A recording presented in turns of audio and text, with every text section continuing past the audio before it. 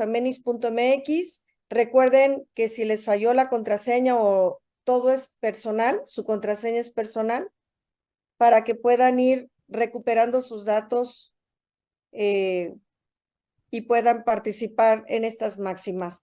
709, Regina, estamos súper muy a tiempo. Si quieres, te dejo ya los micrófonos para que saludes y puedas iniciar. Muchas gracias a todos por seguirnos acompañando en todos estos trabajos de máxima oftalmológica. Recuerden que también Regina está a cargo del siguiente coloquio, que tenemos el coloquio del Bajío, enorme, fabuloso. A lo mejor también por ahí van a querer estar presentes en Aguascalientes.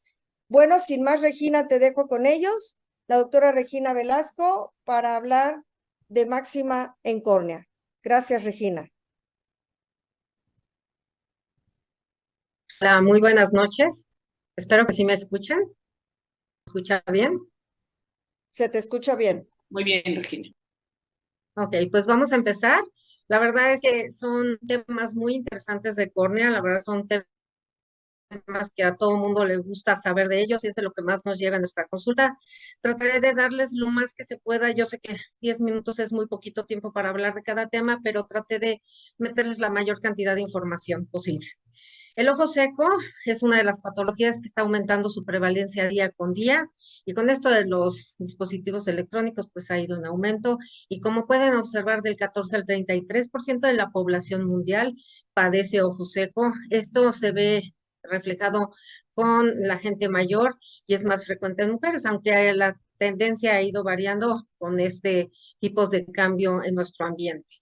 Las funciones de la película lagrimal son muy importantes. Acuérdense que aparte de lubricar, oxigena la superficie ocular, tiene un efecto bactericida, nutre la superficie y además tiene una función refractiva. Muchos de nuestros pacientes a veces llegan a consulta porque ven borroso y uno piensa que es de lentes y no, es porque la lágrima anda mal.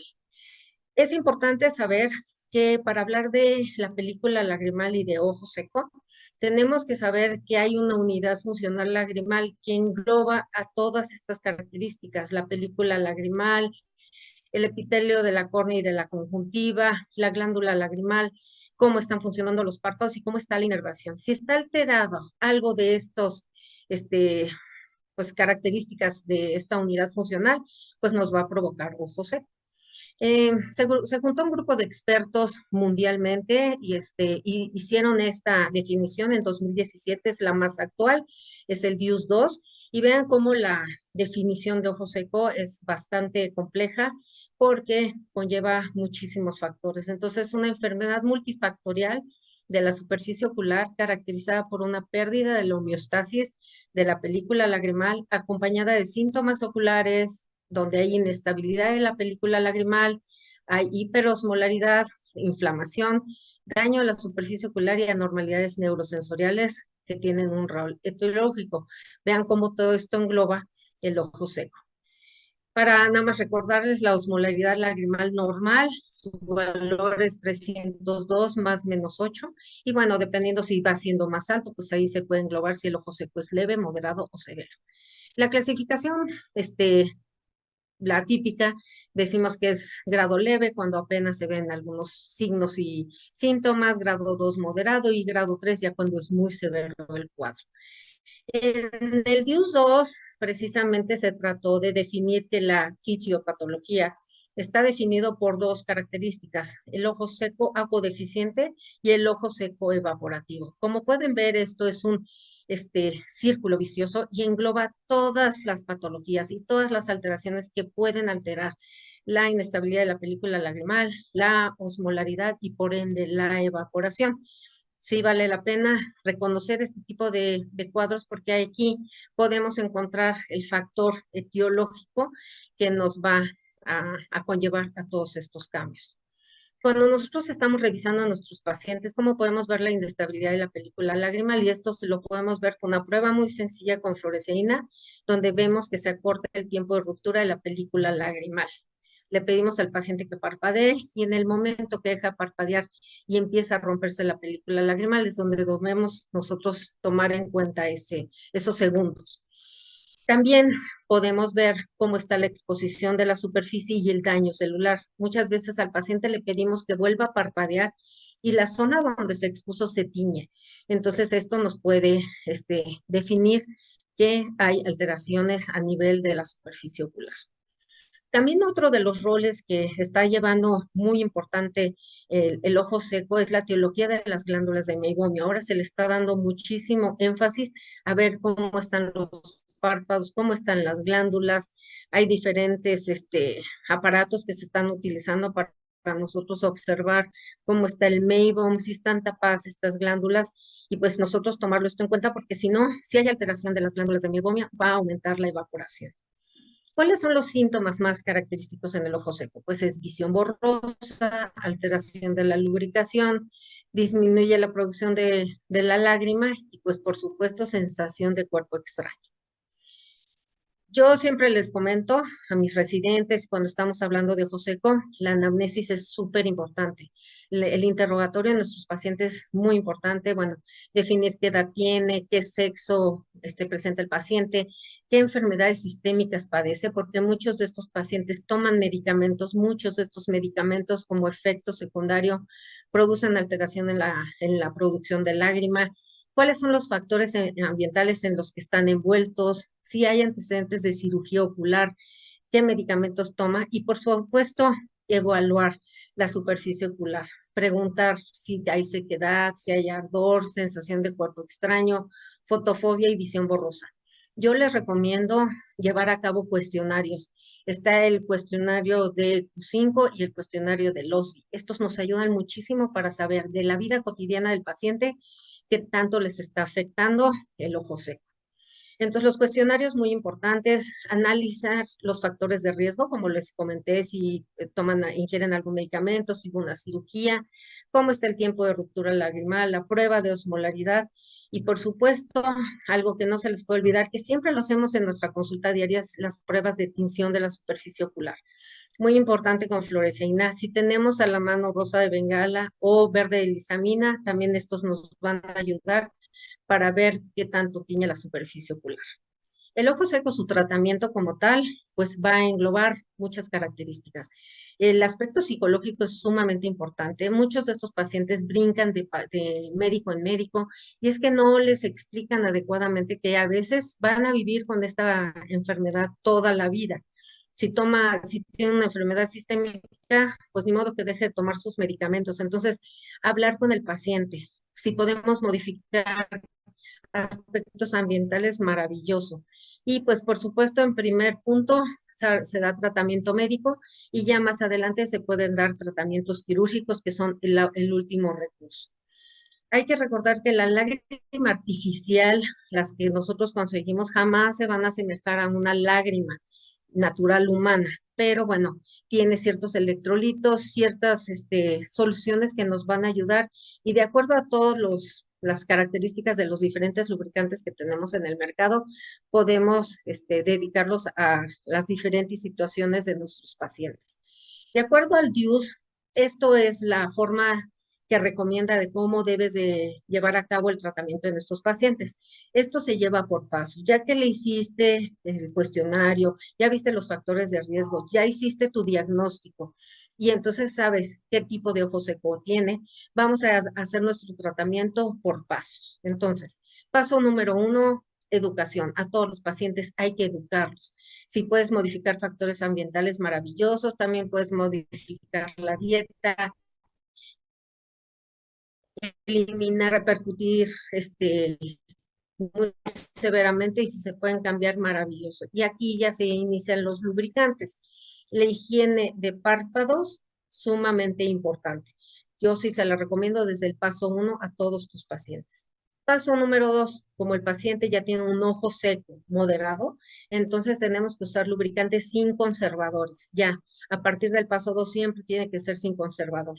Aquí podemos llevar a cabo el uso de puntos este, de colágeno o puntos de silicón para tapar los puntos lagrimales. Puedes usar cámaras húmedas, se puede hacer tratamientos si detectamos que tienen Demodex, darles tratamientos específicos o hacer tratamientos para las glándulas de meibomio. o se puede usar hasta luz pulsada. También en el paso 2 se pueden usar los inmunomoduladores, como es la ciclosporina, los antibióticos tópicos que nos ayudan como antiinflamatorio, esteroides tópicos, macrólidos o tetraciclinas. Paso número 3, vienen aquí el uso de los secretagogos o el suero autólogo. Yo les recomiendo el suero autólogo al 20%, que es una muy buena alternativa. Va aunado a los lubricantes. También podemos usar lentes de contacto terapéuticas. Y paso número 4, pues sí, definitivamente es el tratamiento quirúrgico, donde podemos utilizar la membrana amniótica, puede ser ya la oclusión quirúrgica de los puntos lagrimales. En casos muy severos, a veces se toma la decisión de hacer una tarsorrafia o hacer trasplantes de glándula salival.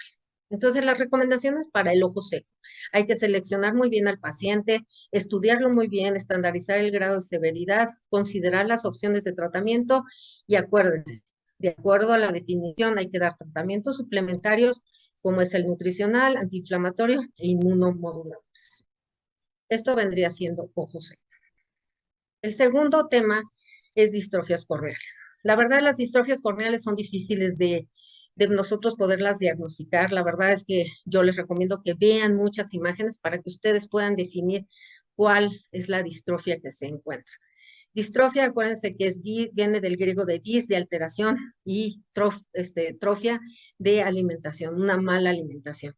En sí es una alteración primaria, bilateral, hereditaria, que afecta la transparencia y la refracción de la córnea. Generalmente inicia en etapas tempranas, es simétrica, no se vasculariza y no se asocia a enfermedades sistémicas. Entonces, tomar muy en cuenta esta definición y así ustedes pueden distinguir entre una degeneración y una distrofia. Eh, de acuerdo a la historia, la primera descripción de una distrofia se basa desde 1890 y la primera publicación fue en 1966, cuando se definió y se describió la distrofia granular. Algo importante es que en las distrofias siempre hay un patrón genético. Entonces, sí es importante que ya que definas la distrofia de cuál se trata, bueno, tener en cuenta que estas pueden ser autosómicas dominantes o recesivas o ligadas al X para que nosotros podamos hablar con nuestros pacientes y decirles si en el futuro estos pacientes pueden padecer este tipo de enfermedades. Aquí les pongo toda esta gama de distrofias que nosotros podemos encontrar, distrofias estromales. Y pues la clasificación fenotípica de las distrofias se basa en que sean anteriores, son del epitelio y de la capa de Bowman, las estromales, las posteriores que vienen siendo del endotelio y de la DSP. De acuerdo a la clasificación descrita en el 2008, la clasificación IC3D, esto lo define por categorías. También define si esta distrofia está bien definida, si está el gen identificado y en qué locus se encuentra. Entonces, siempre que estudiemos una distrofia, vale la pena saber su clasificación. Entonces, tenemos la clasificación que está publicada en el Córnea 2015, y aquí vamos a ver toda esta serie de distrofias que sí son una gran gama de distrofias, tanto epiteliales, estromales y endoteliales. Y aquí se las describo y entonces dice, de acuerdo a la clasificación, cómo están descritas.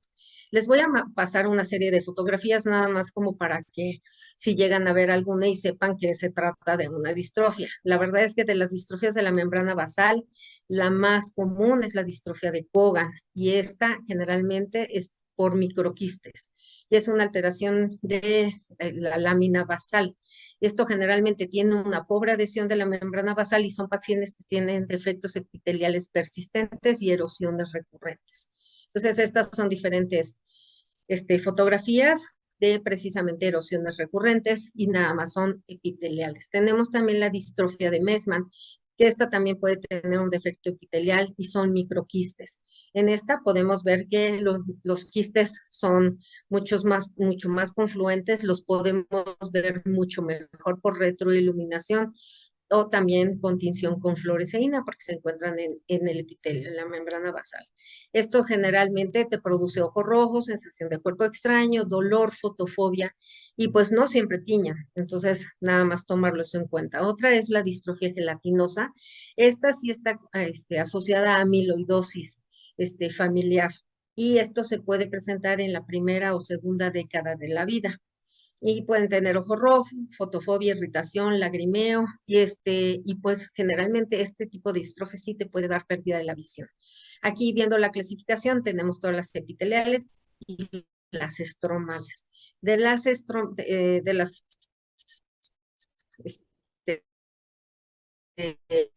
son relativamente de las más frecuentes. Esta se inicia en la infancia, generalmente empieza a haber una disminución de la agudeza visual, les da dolor, tienen incomodidad y una mayor molestia que la distrofia de Thiel-Benck. Y como pueden ver, es confluente, casi siempre son centrales y muy simétricas. La otra es la distrofia corneal de Thiel-Benck. Esta generalmente también inicia en la infancia, tienen visión borrosa, irritación y tienen irritabilidad e incomodidad. Son lesiones reticulares, se ven erosiones y es en capas un poquito más profundas. Tenemos después la distrofia corneal de Lattice. Este está muy asociado al síndrome de Meretoja. Se presenta en la tercera o cuarta década de la vida. Aquí algo muy característico que podemos ver es que hay disminución de la sensibilidad corneal. Puede haber erosiones recurrentes y ojo seco. Estos pacientes, aparte por su situación sistémica, pueden llegar a tener acúmulo de amiloide con falla renal. Tenemos la distrofia granular tipo 1, que también empieza en la infancia. Estos generalmente son gránulos muy bien definidos, blancos, que los podemos ver con iluminación directa. Estos no se extienden al limbo, te dan fotofobia y erosiones recurrentes. Ya esta es la distrofia granular tipo 2, y entonces como ven, estas son un poquito más estelares, más confluentes y que pueden llegar a ocupar toda la córnea. Tenemos la distrofia corneal macular, que esta también inicia en la infancia, no es tan confluente como la granular ni la latiz, pero bueno, son diferentes tipos de distrofias que podemos observar. También tenemos la distrofia corneal de Schneider, que esta generalmente la podemos ver también en la adolescencia. Empieza en la infancia, pero en la adolescencia es cuando se acentúa, es de lenta progresión y va opacando la córnea desde el centro hacia la periferia. Y las distrofias endoteliales. Realmente, pues la más común es la distrofia de Fuchs. También tenemos la polimorfa posterior, la endotelial congénita hereditaria y la endotelial ligada al X. Entonces, tenemos la distrofia de Fuchs. Recuerden que la distrofia de Fuchs se presenta después de los 60 años, es en mujeres. Generalmente estas tienen cámara estrecha y lo que podemos ver nosotros en una microscopía especular es que se empiezan a presentar gutatas, se empieza a ver pleomorfismo y polimegatismo importante y son pacientes que te refieren que en la mañana amanecen con visión muy borrosa y conforme va pasando el día mejora, ya que pues se va desecando un poquito la córnea y esta pues es realmente la más común y es una de las distrofias que más vemos pues en nuestra práctica diaria. Después tenemos la distrofia polimorfa posterior, que esta generalmente puede pasar con una opacidad muy tenue a nivel central. Hay veces que pacientes que vienen a cirugía refractiva, cuando los dilatamos y por retroiluminación podemos ver la opacidad, que a veces es muy tenue, está a nivel de la DSM, o sea, es endotelial, o sea, entre la DSM y el endotelio. Y son opacidades muy tenues que sí se pueden ver mucho mejor por retroiluminación. Y entonces estas ciertas distrofias que nosotros podemos observar, traten de siempre valorarlos con la clasificación para que ustedes le puedan dar un pronóstico a los pacientes y decirles si hay posibilidades de que recidiven o que no recidiven. Otro de los temas que tenemos es el de cirugía refractiva. Entonces, la cirugía refractiva, hacer la técnica de queratólisis manual. A través del tiempo se han ido modificando las técnicas hasta las que tenemos en la actualidad. Entonces, no, este, que son los que se están utilizando en la actualidad. Algo muy importante, todo paciente que se va a someter a cirugía refractiva tiene que tener estas características, entonces para que se las graben. ¿Cómo seleccionamos al paciente?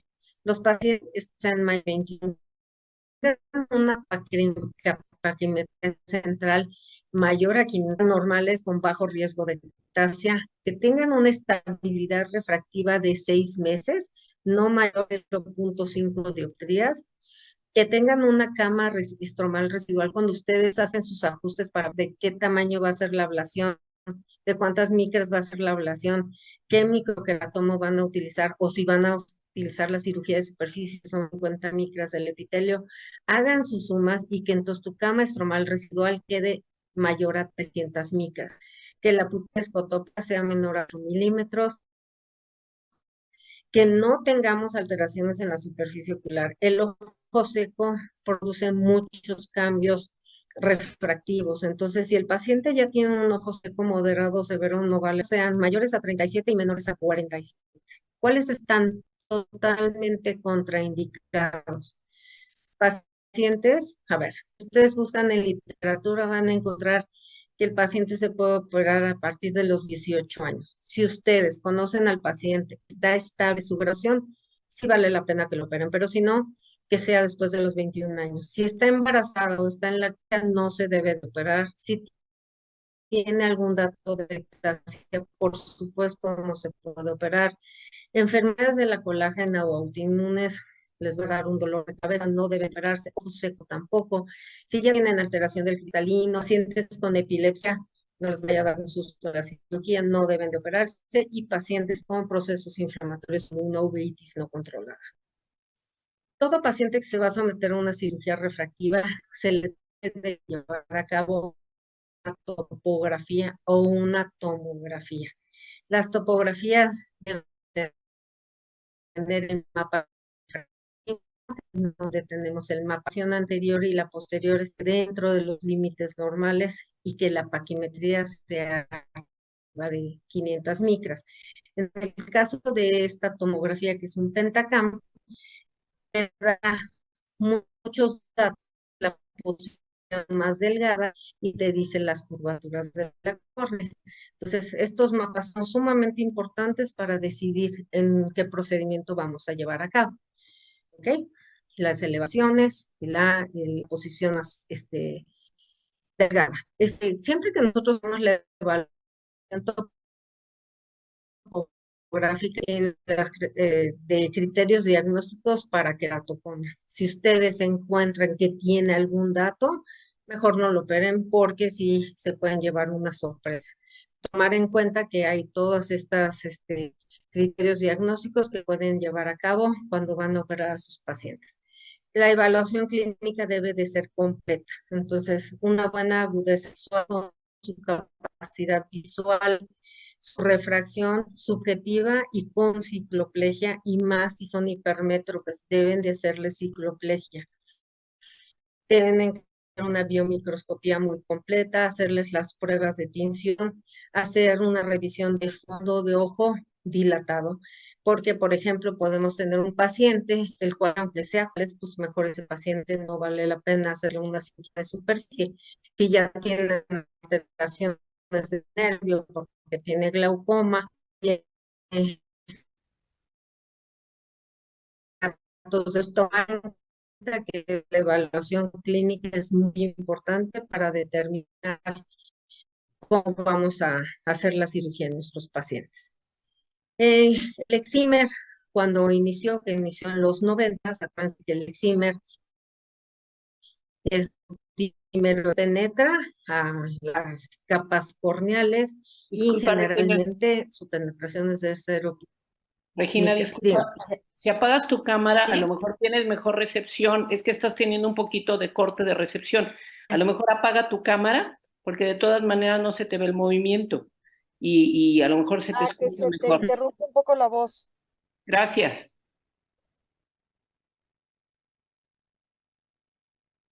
¿Mm? Ok.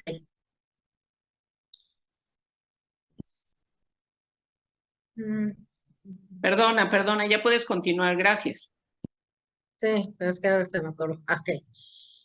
De los diferentes tipos de Excimer, tenemos de diferentes ablaciones, puede ser ablación total, de punto flotante y de punto de barrido. Entonces vale la pena cuando ustedes utilicen un excimer preguntar qué tipo de ablación trata, ¿ok?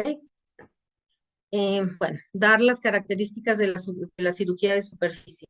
Estos pacientes, los rangos de corrección pueden ir desde menos 1.25 de esfera a menos 6, que eso es lo ideal, y en cilindro hasta menos 3. La verdad es que allá en el Hospital de la Luz nosotros tratamos de hacer ablaciones en esferas más pequeñas y cilindros más pequeños para evitar el haze.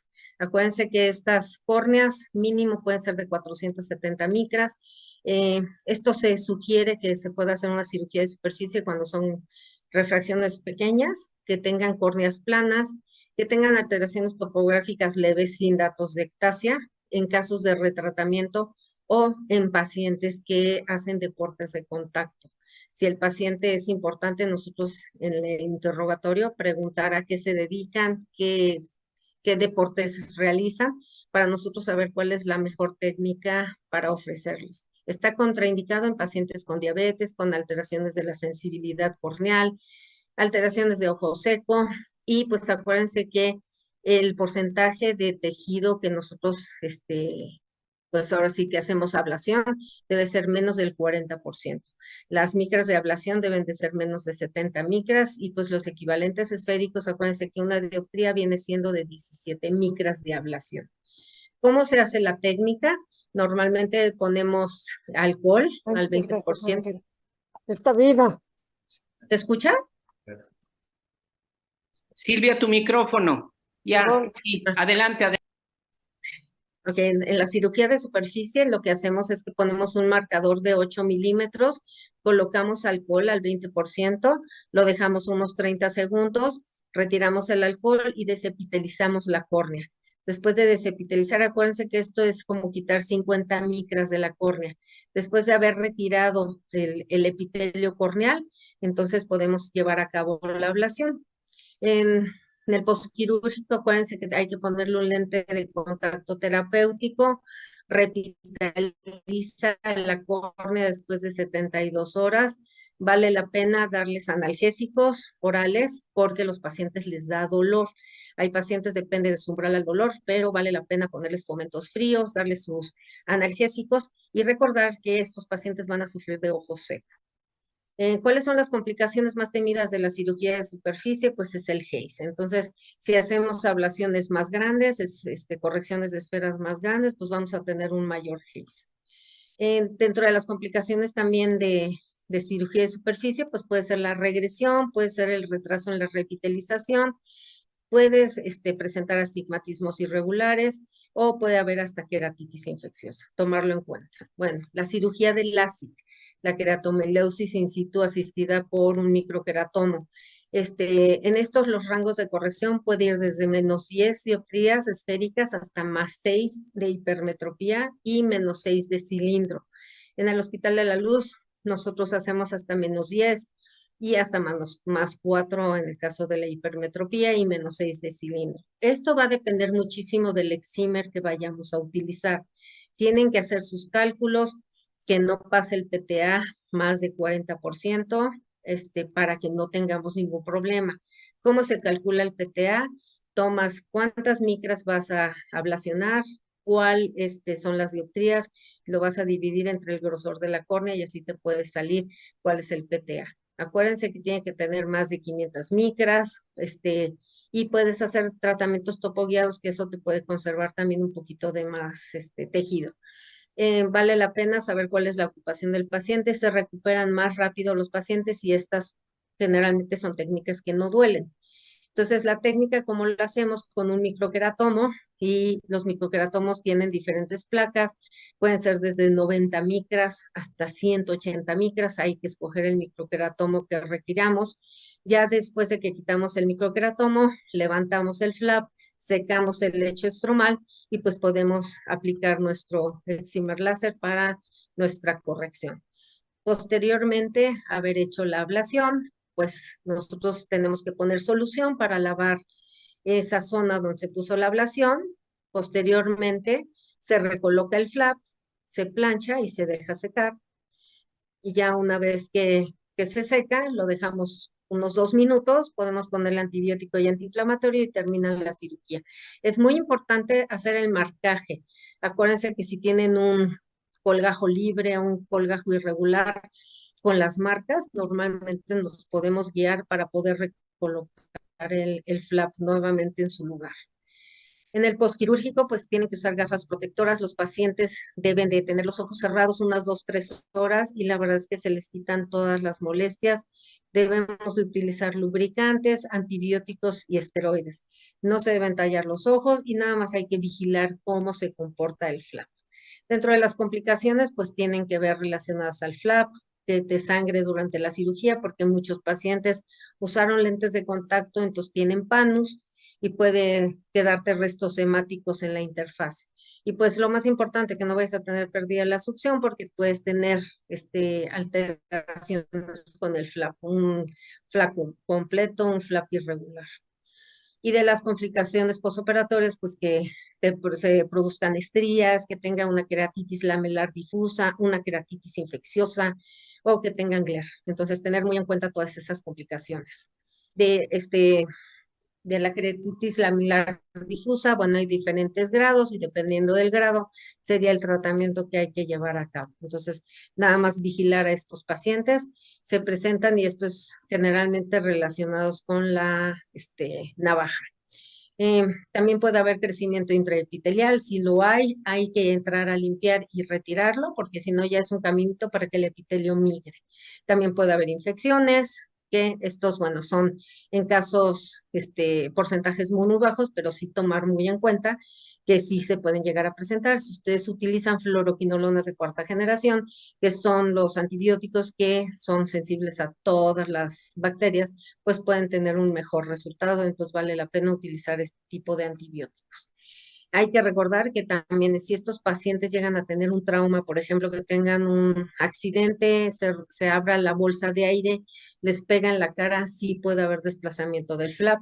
Entonces, nada más tener cuidado y comentarle al paciente. Muchas de las veces el paciente llega porque trae visión borrosa, sensación de cuerpo extraño, y resulta que se movió el flap.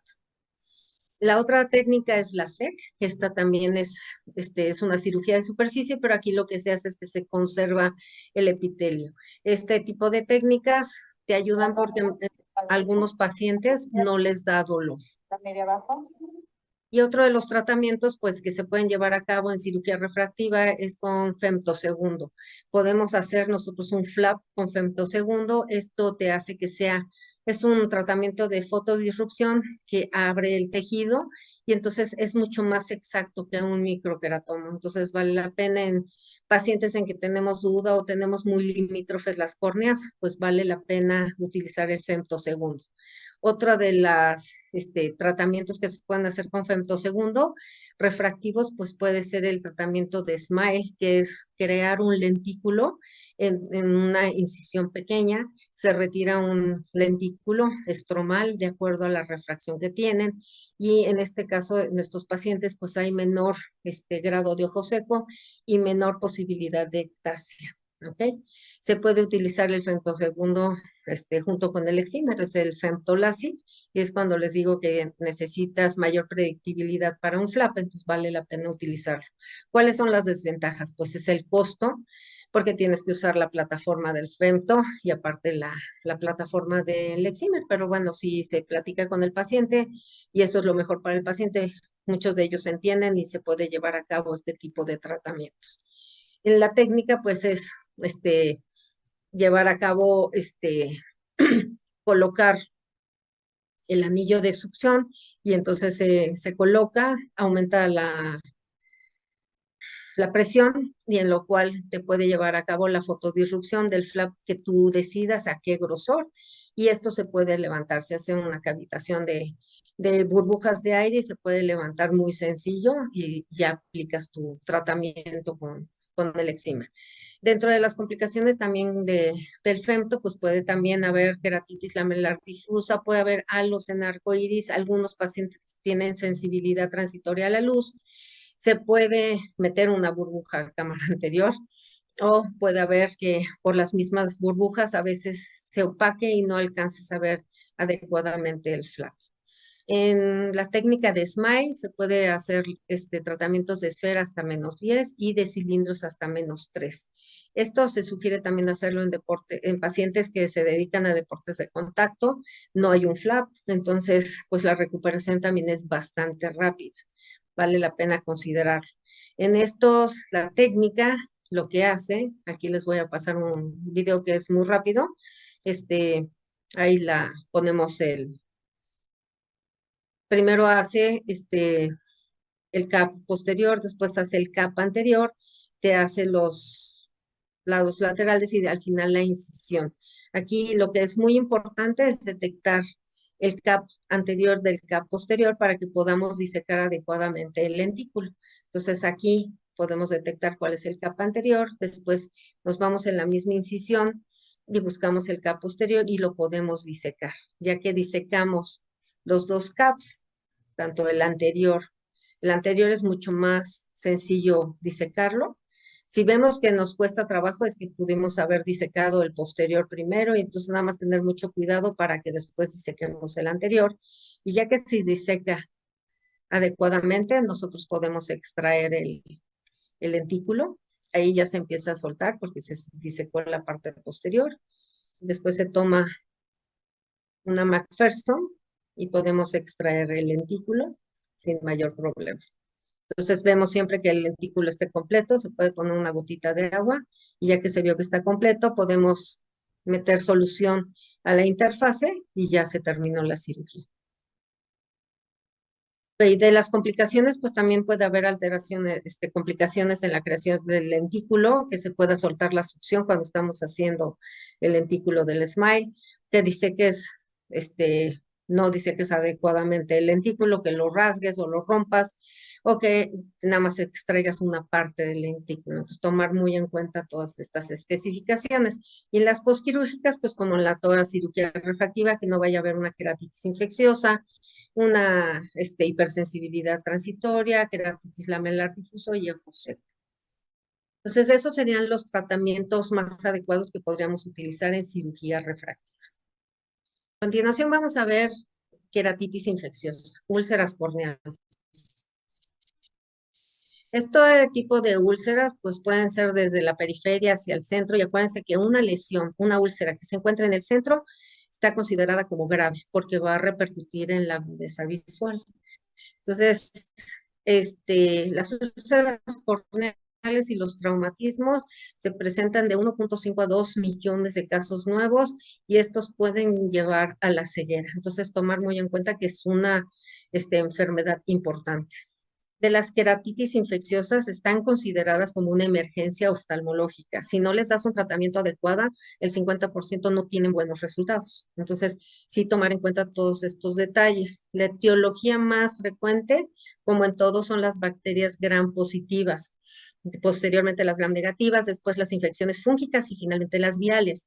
El diagnóstico se basa mucho en la valoración clínica y en la historia clínica del paciente, cuántos días lleva, cómo se presentó la úlcera, si es dolorosa o no. Y pues aquí nunca se les debe de ir a todo paciente con úlcera corneal, le debes de llevar a cabo un frotis y un cultivo, que son el estándar de oro, para que nosotros podamos dar el tratamiento específico y también con un antibiograma por si tienen resistencia a algún antibiótico. El PCR también es una herramienta muy valiosa, pero acuérdense que para hacer PCR ustedes tienen que ir con la idea de qué etiología se trata, porque si no tendría que pagar el paciente para todas las etiologías y es muy caro. De los grupos de agentes de las queratitis pueden ser bacterianas, víricas, fúngicas y también por protozoos. Entonces, dentro de la historia clínica, el interrogatorio es exhaustivo. Acuérdense que un factor de riesgo importante son el uso del lente de contacto blando. Entonces, hay que preguntar si los pacientes utilizan lente de contacto. Cuando nosotros revisamos al paciente, tomamos la agudeza visual y en la biomicroscopía yo sí les sugiero llevar un archivo fotográfico para que nosotros estemos midiendo la lesión tanto en sentido vertical, horizontal y de profundidad. y entonces vemos si es un absceso, si es un infiltrado, si es un defecto epitelial o si de plano este paciente está produciendo un melting corneal. Si es un melting, pues a veces hay que deducir que se trata de una pseudomonas. Presencia de hipopión, fibrina, cómo se encuentra la sensibilidad corneal, cómo están los párpados, cómo está la película lagrimal. De los factores de riesgo, como les digo, si tienen ojos secos, si tienen un defecto epitelial, si usan lente de contacto y si hay alteraciones palpebrales. También hay factores de riesgo sistémicos, el paciente que esté inmunodeprimido, desnutrido, qué edad tiene el paciente y a qué se dedica. Las lesiones hay que verlas por cuadrantes, cómo está su tamaño, cómo es la forma, cómo es el borde, que si tiene edema perilesional y cuál es el tiempo de evolución.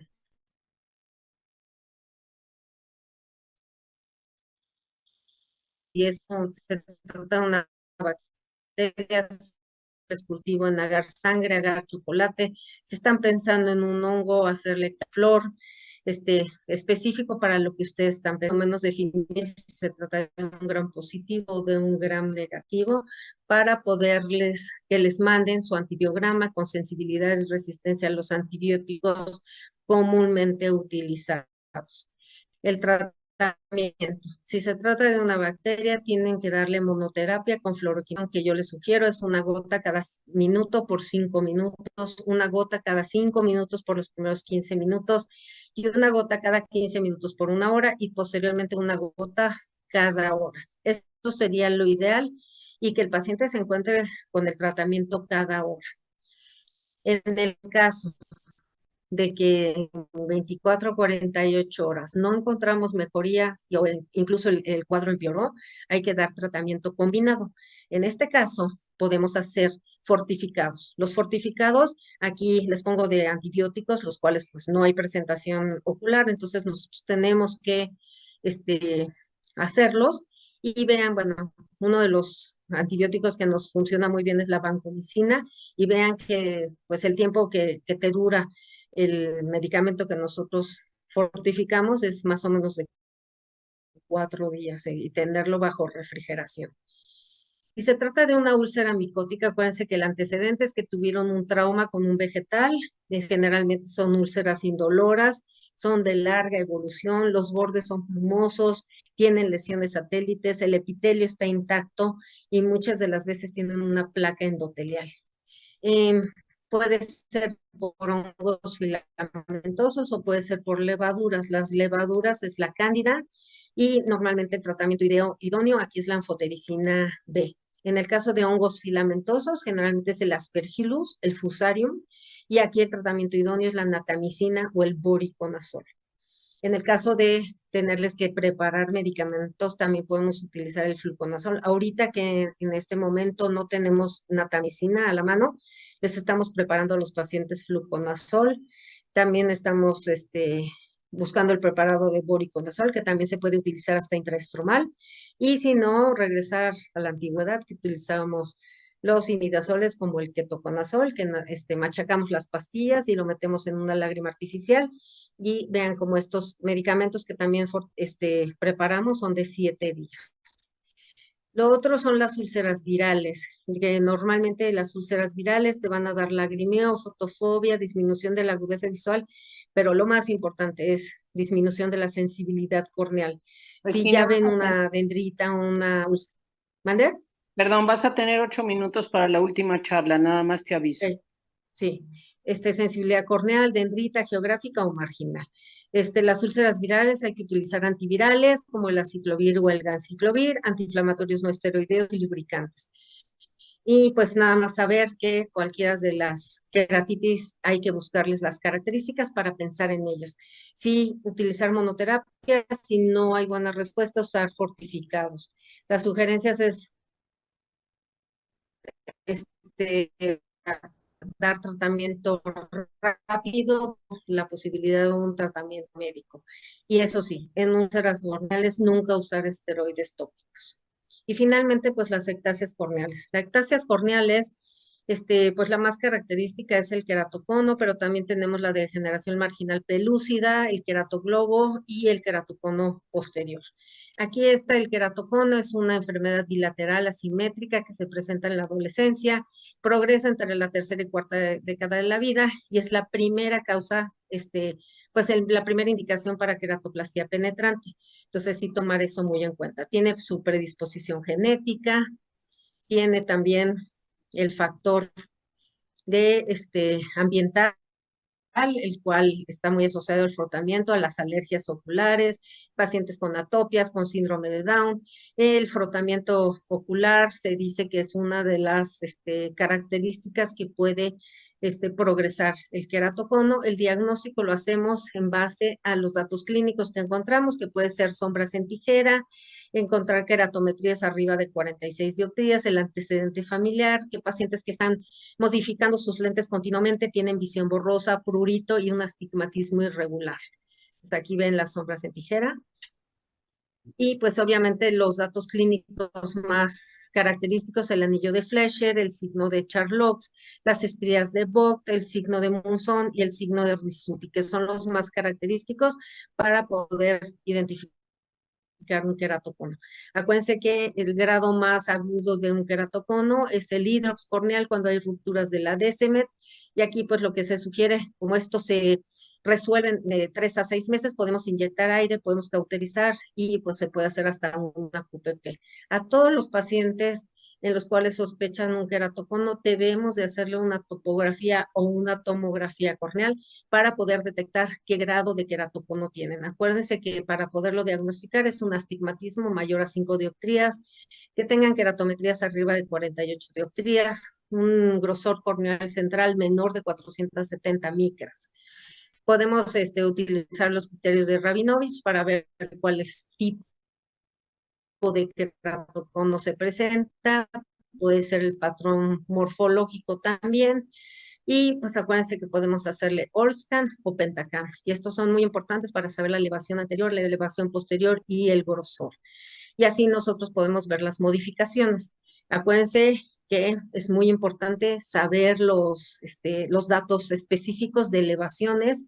Podemos utilizar el mapa de Belin Ambrosio, que ahí te puede detectar si tiene datos de ectasia, y podemos utilizar las clasificaciones, que una de las más comunes es la de Amsler-Plumage, que yo les recomiendo para siempre tenerla a la mano.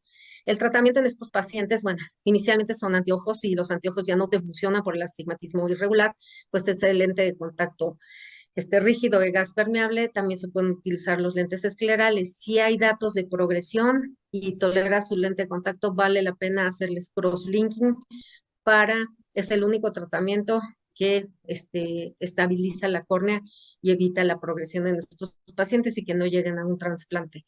Si no tolera, tienen mala visión, ya le hiciste crosslinking, puedes poner anillos intraestromales. Si ya tienen una opacidad superficial y no toleran su lente de contacto y tienen una opacidad muy profunda, pues vale la pena hacerles una queratoplastia penetrante. Y estos pacientes con queratoplastia penetrante, bueno, realmente son de los pacientes con queratocono, son entre el 10 y el 20%. Entonces, bueno, este es el consenso global del queratocono. En pacientes que tienen buena tolerancia, usar lente de contacto. Si tienen mala tolerancia y tienen una córnea todavía transparente y las capas posteriores son transparentes, vale la pena hacerles un trasplante lamelar profundo anterior, o si tienen un hidrops y ya tienen una opacidad profunda, tienen que hacerle una queratoplastia penetrante. De las otras ectasias corneales, nada más por mencionarlas, tenemos la degeneración marginal pelúcida, que en esta lo más característico es que si nosotros le hacemos una topografía corneal, vamos a ver en beso de paloma o de manos de cangrejo. Entonces, esto es muy característico de una degeneración marginal pelúcida. El tratamiento, pues también podemos hacerles crosslinking, les podemos poner anillos asimétricos. Generalmente, bueno, como las lesiones son muy periféricas, el adelgazamiento, a veces se pueden hacer tratamientos lamelares. 2 Y el otro minutos que para tenemos entrar a es el preguntas. queratoglobo, que 2 es un minutos para entrar a adelgazamiento preguntas. generalizado, tienen que. Sí. Y el queratoglobo, pues vemos como una megalocórnea y generalmente, pues si vemos la topografía, vemos aumento de curvatura en los 360 grados. Les podemos hacer un tratamiento lamelar y tenemos finalmente el queratocono posterior, que generalmente estos pacientes son unilaterales no progresivos, se vuelven ambliopes estos pacientes, si los detectas oportunamente vale la pena hacerles una queratoplastia penetrante para tener un mejor resultado. Entonces, bueno, esto sería y las diferencias entre las diferentes ectasias y pues finalmente nada más las ectasias secundarias que son la cirugía refractiva. Entonces, tomarlas en cuenta con el antecedente, si les hicieron pedirles sus topografías previas y nada más tomar en cuenta que esta ectasia se está viendo con mayor frecuencia en pacientes que fueron operados de cirugía refractiva. Los tratamientos que se hacen, si lente de contacto, crosslinking, anillos o hasta QPP. Pues muchísimas gracias. Yo sé que fue un repaso rapidísimo, pero bueno, espero que les sirva. Excelente. Y vamos a entrar. ¿Quieres que Bárbara Regina, en a las tiempo preguntas? y en un minuto, o sea, creo que es el mejor repaso que se pudo y que se puede hacer con alguien tan experta como tú. Muy bien, Regina, pues ahora los invitamos a practicar con las preguntas. Adelante. ¿Quieres que yo lea la pregunta, Regina, y la paso rápido a la diapositiva? Sí, sí, por favor. Bueno, el primer caso, escuchen por favor el caso porque va a pasar la diapositiva, pero la va a pasar rápido. Es un masculino de 45 años, campesino, con trauma con un vegetal en el ojo izquierdo hace un mes. Ojo rojo, mancha blanca, disminución de la agudeza visual y poca secreción. Se observa hiperemia, una cruz, córnea con infiltrado de 3 por 3 milímetros central con bordes irregulares, una placa endotelial y en cámara anterior presencia de hipopión del 20%. Listo.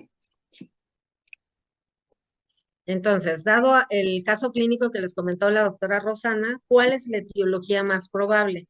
Que sea una queratitis bacteriana, una queratitis viral, queratitis parasitaria o una queratitis micótica. Fíjate, Les Regina, comenté que las queratitis en el bacterianas. chat ya están Ujú. contestando todos rapidísimo.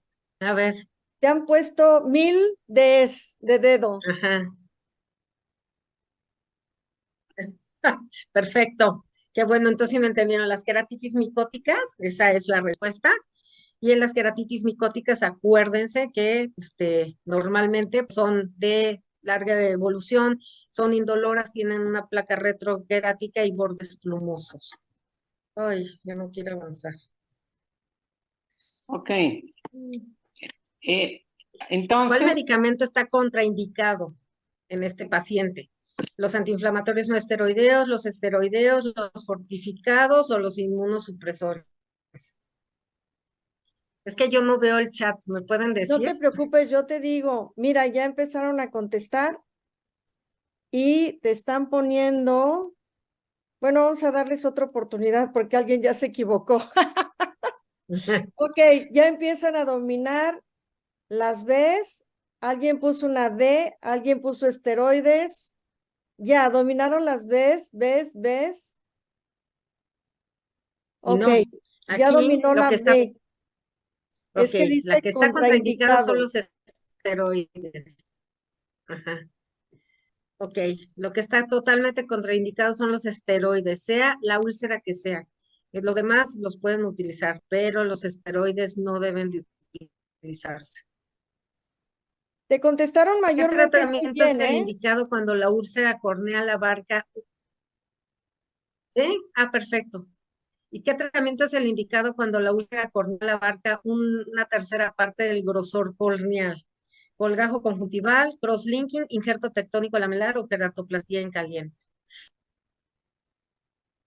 A ver, chicos, los estoy viendo que contestan. ¿Qué tratamiento es el indicado cuando la úlcera corneal abarca un tercio de grosor? ¿Un colgajo, un crosslinking, un injerto tectónico o una queratoplastía? Están pensándolo, creo.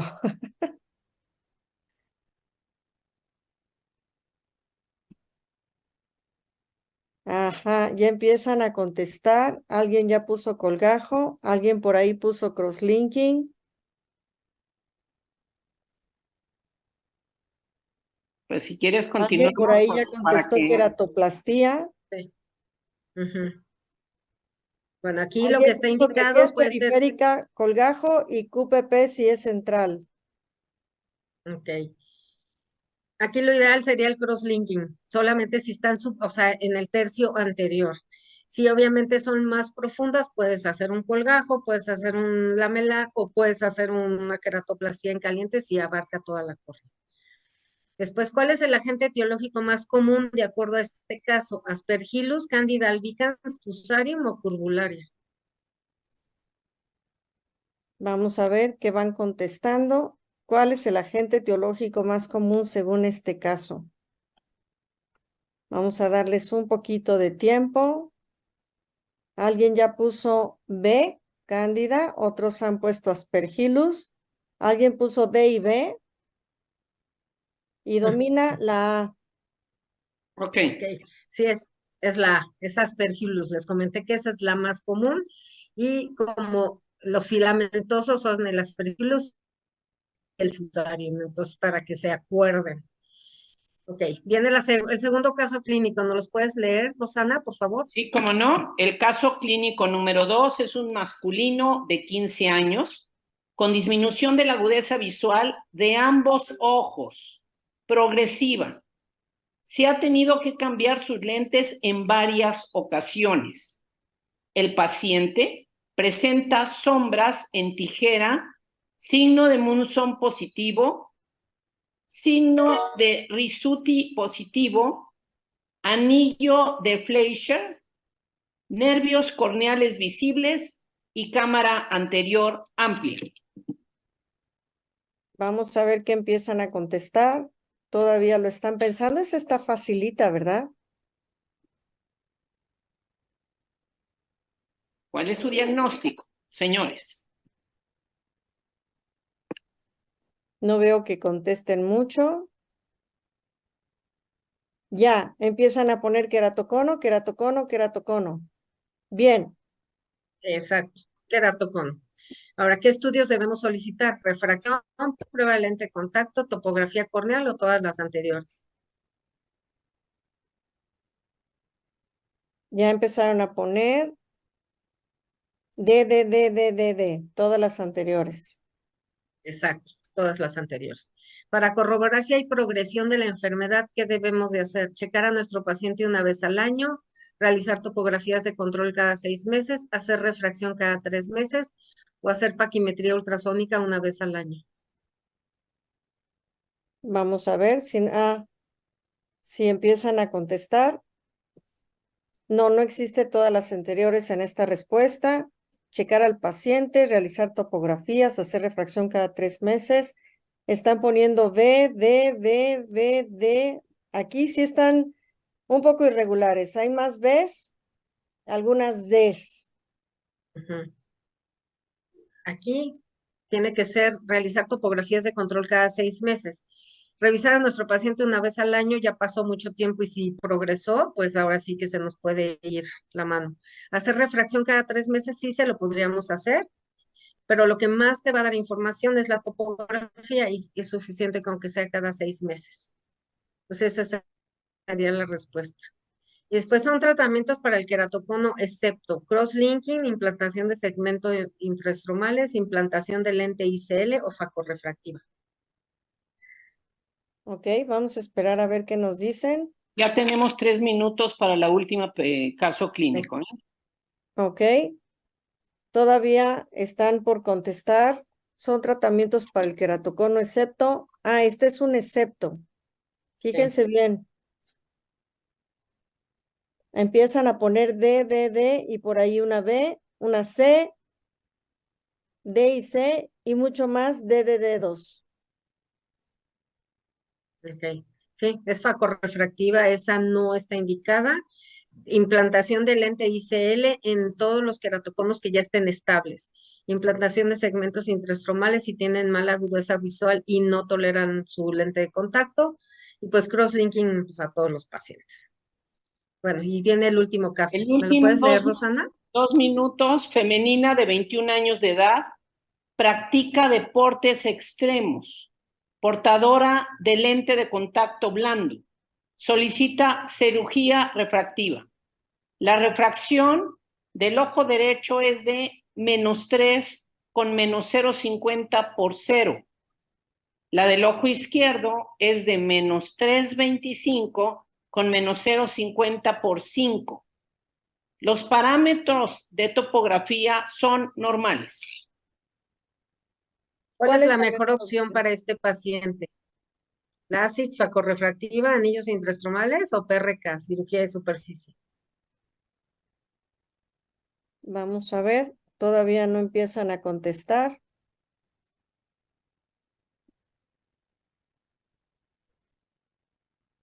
Todavía no empiezan a contestar, pero creo que tienen muchas dudas. Por aquí alguien ya nos puso D, alguien ya puso A.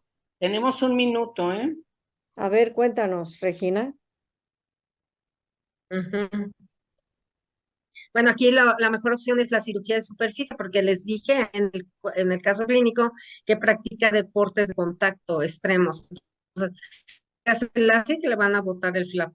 Refractiva, pues se va a caer la retina, o sea, van a tener un desprendimiento de retina y anillos pues no les sirven. Entonces es cirugía de superficie. La complicación más común en cirugía de LASIK es flap incompleto, flap libre, crecimiento epitelial en interfase o el ojo seco.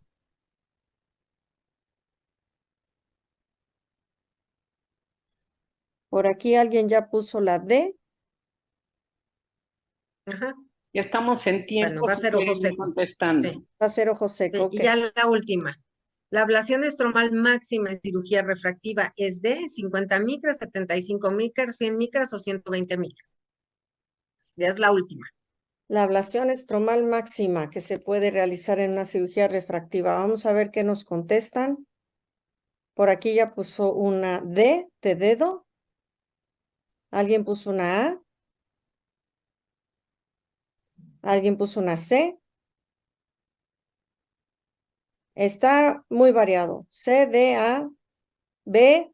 Cuéntanos, La Regina. respuesta es 100 micras. No 100 debes de hacer más de 100 micras de ablación, ¿ok? Entonces, para que lo tomen en cuenta cuando escojan su procedimiento.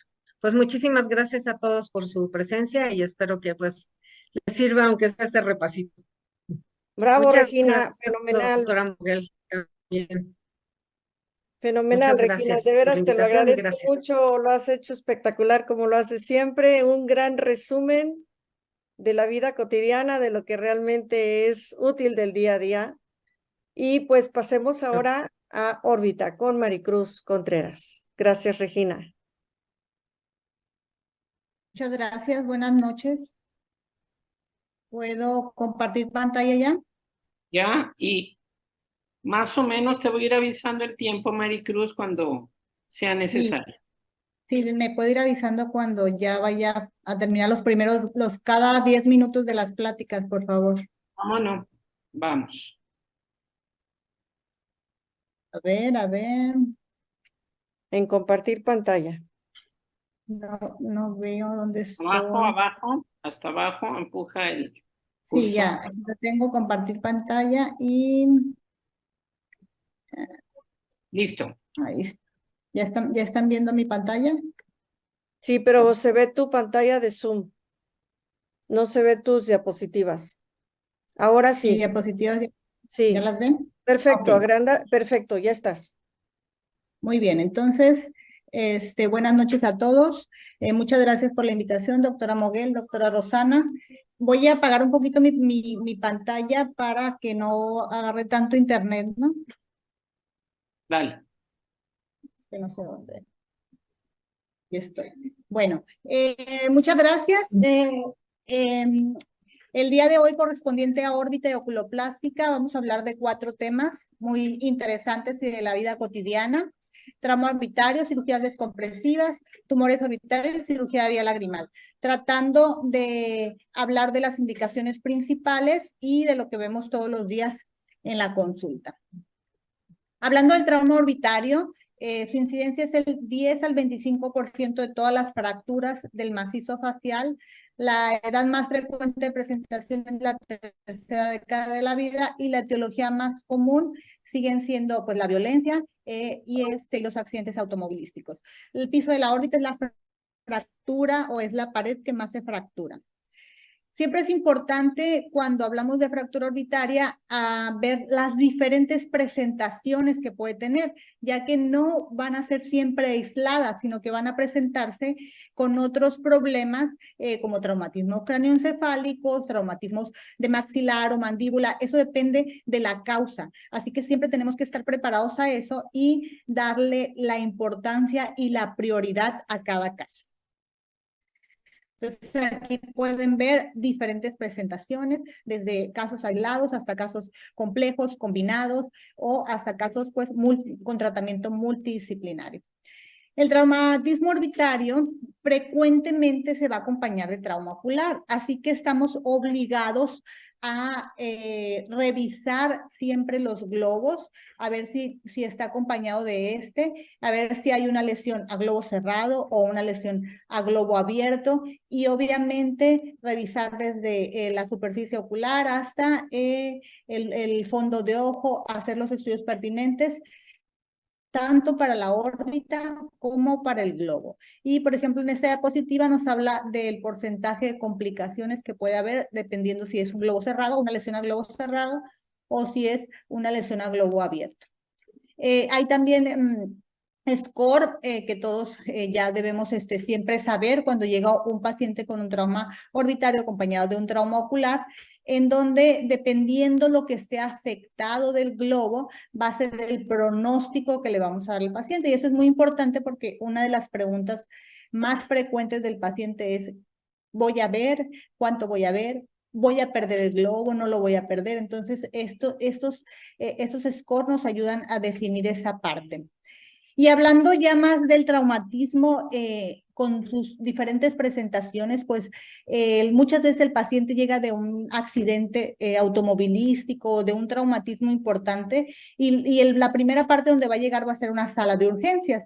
Así que lo primero que vamos a revisar del paciente es su situación neurológica, cómo está el paciente en general, y posteriormente pues nos van a hablar a nosotros cuando vean que tiene un traumatismo en la órbita, un traumatismo ocular, y es cuando ya entramos nosotros. Hay ciertas ya reglas establecidas en los hospitales en donde desde que llega el paciente, cómo se va a tratar, los estudios que se van a hacer, la historia clínica que se le va a realizar, los consentimientos que debe firmar, hasta cómo se va a ir de alta en el momento en que ya nosotros entremos. Así que quiere decir que, pues, en cuanto al trauma, siempre hay prioridades. La prioridad del paciente es la vida, posteriormente la función, que es donde entramos nosotros, y pues ya al final la porción estética o la parte estética del paciente. Entonces, cuando el traumatismo orbitario está acompañado de un trauma ocular, es muy importante tratarlo, verlo. Este caso, por ejemplo, la paciente tenía una herida en el párpado y el pediatra dijo que la herida nada más había que suturarla, y la paciente siguió mal, manifestando que no veía, era una niña, y entonces ahí nos hablaron y nos dimos cuenta pues que no nada más era una lesión en el párpado. Si se fijan, ahí entra el mango del bisturí y llega hasta el globo, de tal forma que llegó hasta la retina, causando una hemorragia retiniana. Entonces, es muy importante. Hay veces que el traumatismo orbital incluso se acompaña de trauma ocular, hasta una visceración. Los pacientes llegan ya viscerados o pierden el globo, y este paciente pues va a recibir un tratamiento en cuanto a la fractura y un tratamiento en el globo, y posteriormente pues se tiene que rehabilitar con una prótesis ocular. Es importante en el trauma orbitario saber cómo vamos a solicitar la imagen y qué estudio de imagen vamos a necesitar.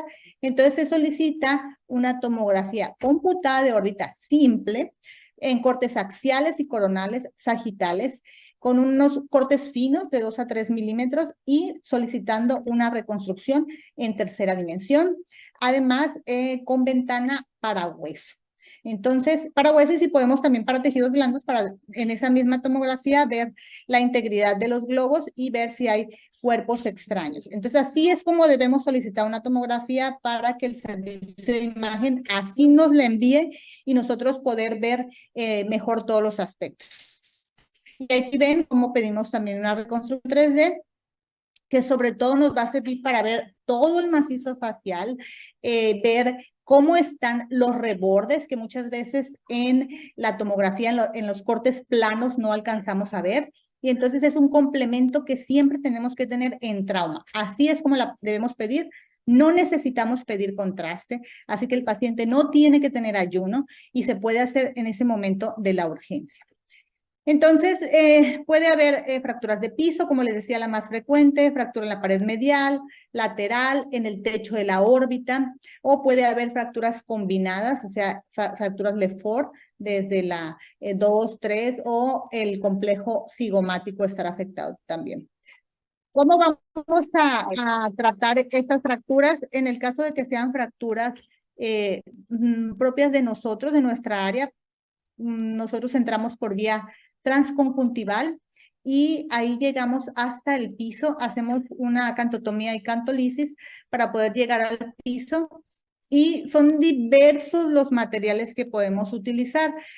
El material que utilizamos va a variar dependiendo el caso, dependiendo qué tan grande sea la fractura, qué es lo que queremos reparar, si está o no involucrado el reborde.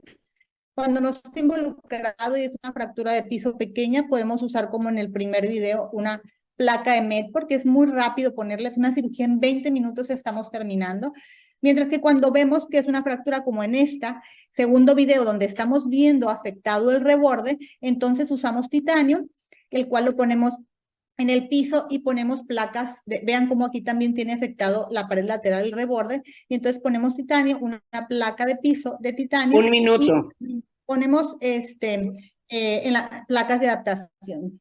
Cuando son más complejas, entramos junto con maxilofacial para poder resolverle al paciente en un solo tiempo todas sus problemas. Ese fue una Lefort 3, entonces aquí fue una cirugía pues muy compleja. Puede haber complicaciones después de un trauma orbitario, desde problemas en los pares craneales, diplopia, el paciente con enoftalmos, problemas en los movimientos oculares o, como les decía, afectado el globo ocular. De los diferentes materiales pueden ser desde autoinjertos o hasta aloinjertos, que son ya sintéticos, o se pueden usar los aloplásticos, como les decía, el polietileno poroso, el titanio, absorbibles, dependiendo el caso. Todos estos materiales que ven aquí son los que nosotros usamos para repararlos y puede haber secuelas incluso después de haberlo operado, hasta un 30% al haber hecho una cirugía. Casi todos son defectos menores, pero hasta un 5% puede quedar con complicaciones como pérdida o disminución de la agudeza visual, enoftalmos, distopias, ectropiones, entropiones, atrofia grasa. Entonces, esas secuelas también deben ser reparadas, pero posteriormente. Muy bien, entonces, esto es con respecto al traumatismo orbitario.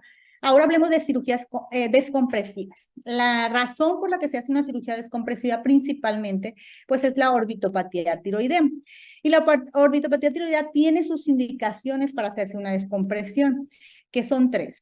Una neuropatía compresiva y el riesgo de una perforación. Esas dos son unas indicaciones que se hacen prácticamente de urgencia. No vamos a esperar a que el paciente pierda la visión por una neuropatía compresiva, ni vamos a esperar a que el paciente pierda un globo ocular por una perforación de la córnea.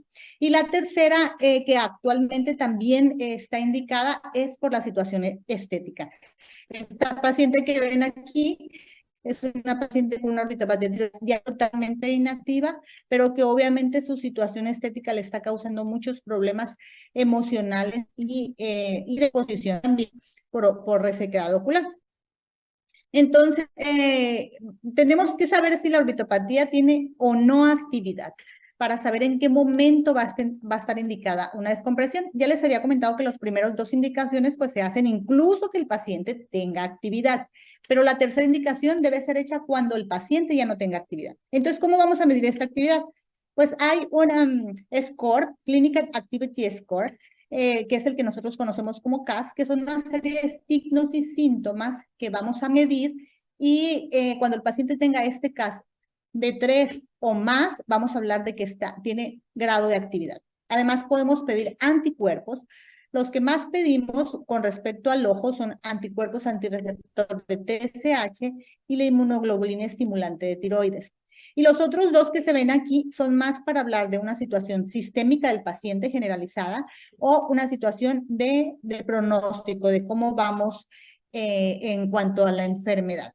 Entonces, esto es muy importante para poder decidir cuándo vamos a hacer una cirugía descompresiva. La clasificación de la EUGOGO de severidad, desde aquel paciente que tiene riesgo de perforación o riesgo de pérdida visual, hasta el paciente que tiene una situación clínica moderada o severa, que obviamente tiene que recibir tratamiento, o la otra forma sería leve o mediana, en donde puede el paciente estar incluso sin tratamiento. Entonces, ¿cuándo vamos a dar tratamiento según la EUGOGO? El tratamiento de elección ahorita, según la EUGOGO, son glucocorticoides intravenosos combinados con micofenolato de mofetilo. Si estos no funcionan, entonces se puede combinar con radioterapia, ciclosporina o los biológicos, que actualmente el tratamiento en los biológicos es a lo que vamos, lo que incluso está disminuyendo la cantidad de cirugías descompresivas necesarias, pero el costo es muy alto. El que está aprobado por la FDA es el teprotumumab, Tepeza, que cuesta alrededor de $450,000 el tratamiento. Así que estamos muy lejos de llegar a ese, pero tenemos otros biológicos que también nos funcionan y que el costo es menor. Bueno, hablando ya de las cirugías descompresivas, ya tenemos a este paciente que vamos a descomprimir. Los abordajes son múltiples y cada uno nos va a dar diferentes logros. Estos son los algunos que se usan: lateral, transfrontal, transantral, en el caso de entrar por vía de otorrino, en la parte medial, transpalpebral, en la zona superinterna, transcaruncular. También se puede usar transpalpebral, pero en la parte lateral, y puede estar combinados algunos o no con cantotomía externa. Y los milímetros que nos va a dar cada pared son desde la pared lateral, que nos puede dar de 3 a 5 milímetros, la pared medial, que nos puede dar de 2 a 4 milímetros, o el etmoides más el piso, que nos da de 3 a 4 milímetros. O sea que también podemos combinar la pared que queremos descomprimir. De tal forma que aquí tenemos una cirugía de una transcaruncular, entramos por arriba de la carúncula hasta llegar a la pared medial, es decir, hasta llegar al hueso, y una vez que llegamos al hueso, fíjense cómo la tijera se abre, usamos maleables, y entonces al nosotros tocar la pared medial, vamos a llegar al periósteo y vamos a abrir el periósteo con un bisturí, y una vez que abrimos el periósteo, desperiostizamos, es decir, bajamos todo ese periósteo y vamos a tener ahí el hueso. La pared medial es muy delgada, de tal forma que con un leve movimiento, ya sea del desperiostizador o de un cincel, vamos a romperla.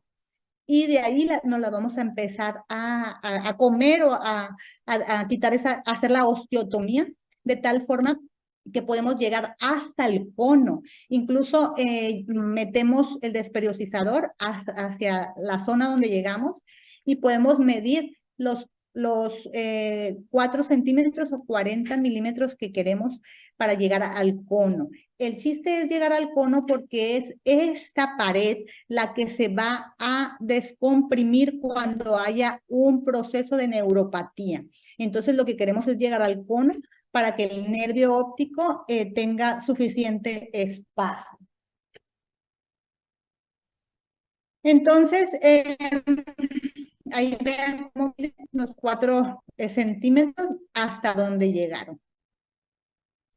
Este caso que les quiero enseñar aquí es una pacientita joven, llega a la consulta de endocrinología y la vemos que la paciente tiene una agudeza visual de 20/20 en ambos ojos, un CAS de 3, tiene cierta actividad, pero los nervios están muy excavados y las presiones están en 17 y 18. Tiene limitación importante a los movimientos. Esta paciente tiene definitivamente actividad, pero vean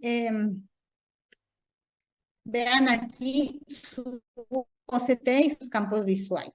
Es una paciente joven en la que tenemos que actuar rápido y decidimos entonces entrar y realizar una descompresión medial. También la descompresión medial se puede hacer por el surco palpebral superior. Es una vía cómoda, es una incisión de 1 centímetro, 1,5 centímetros, y vean cómo se ve muy bien la pared medial. Como les decía, es tan delgadita que se hace un leve movimiento con el desperiodizador y podemos llegar a descomprimirla, y en la imagen de la tomografía donde está la flecha, bien, hasta ahí debemos llegar, hasta esa zona, para que podamos, y esto es de superior a inferior, ¿no? Y acuérdense que de anterior a posterior tenemos que llegar hasta 4 centímetros. Ahí con la Kerrison se está comiendo todo el hueso medial y debe quedar una osteotomía grande para poder darle respiro a ese nervio. Y el piso de la aorta, pues con la misma forma en que hacemos una fractura por vía transconjuntival, cantotomía se puede hacer también, y ahí fracturamos el piso. Ahí el piso es un poquito más grueso que la pared medial, pero también tiene la parte posteromedial que es delgada, y de ahí podemos también hacer una descompresión. Aquí vemos esta paciente, la que ya habíamos visto.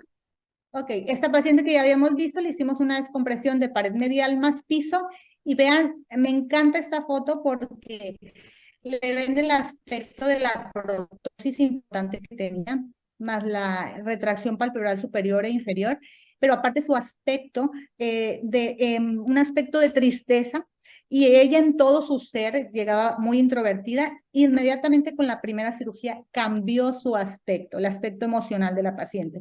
Ella va por su segunda cirugía, en donde ya no es a nivel de las paredes de la órbita, sino que vamos a poner unos espaciadores en los párpados inferiores para todavía corregir un poquito más la retracción palpebral inferior que tiene. O sea que vamos con los párpados. Bueno, entonces, eso es con respecto a las cirugías descompresivas.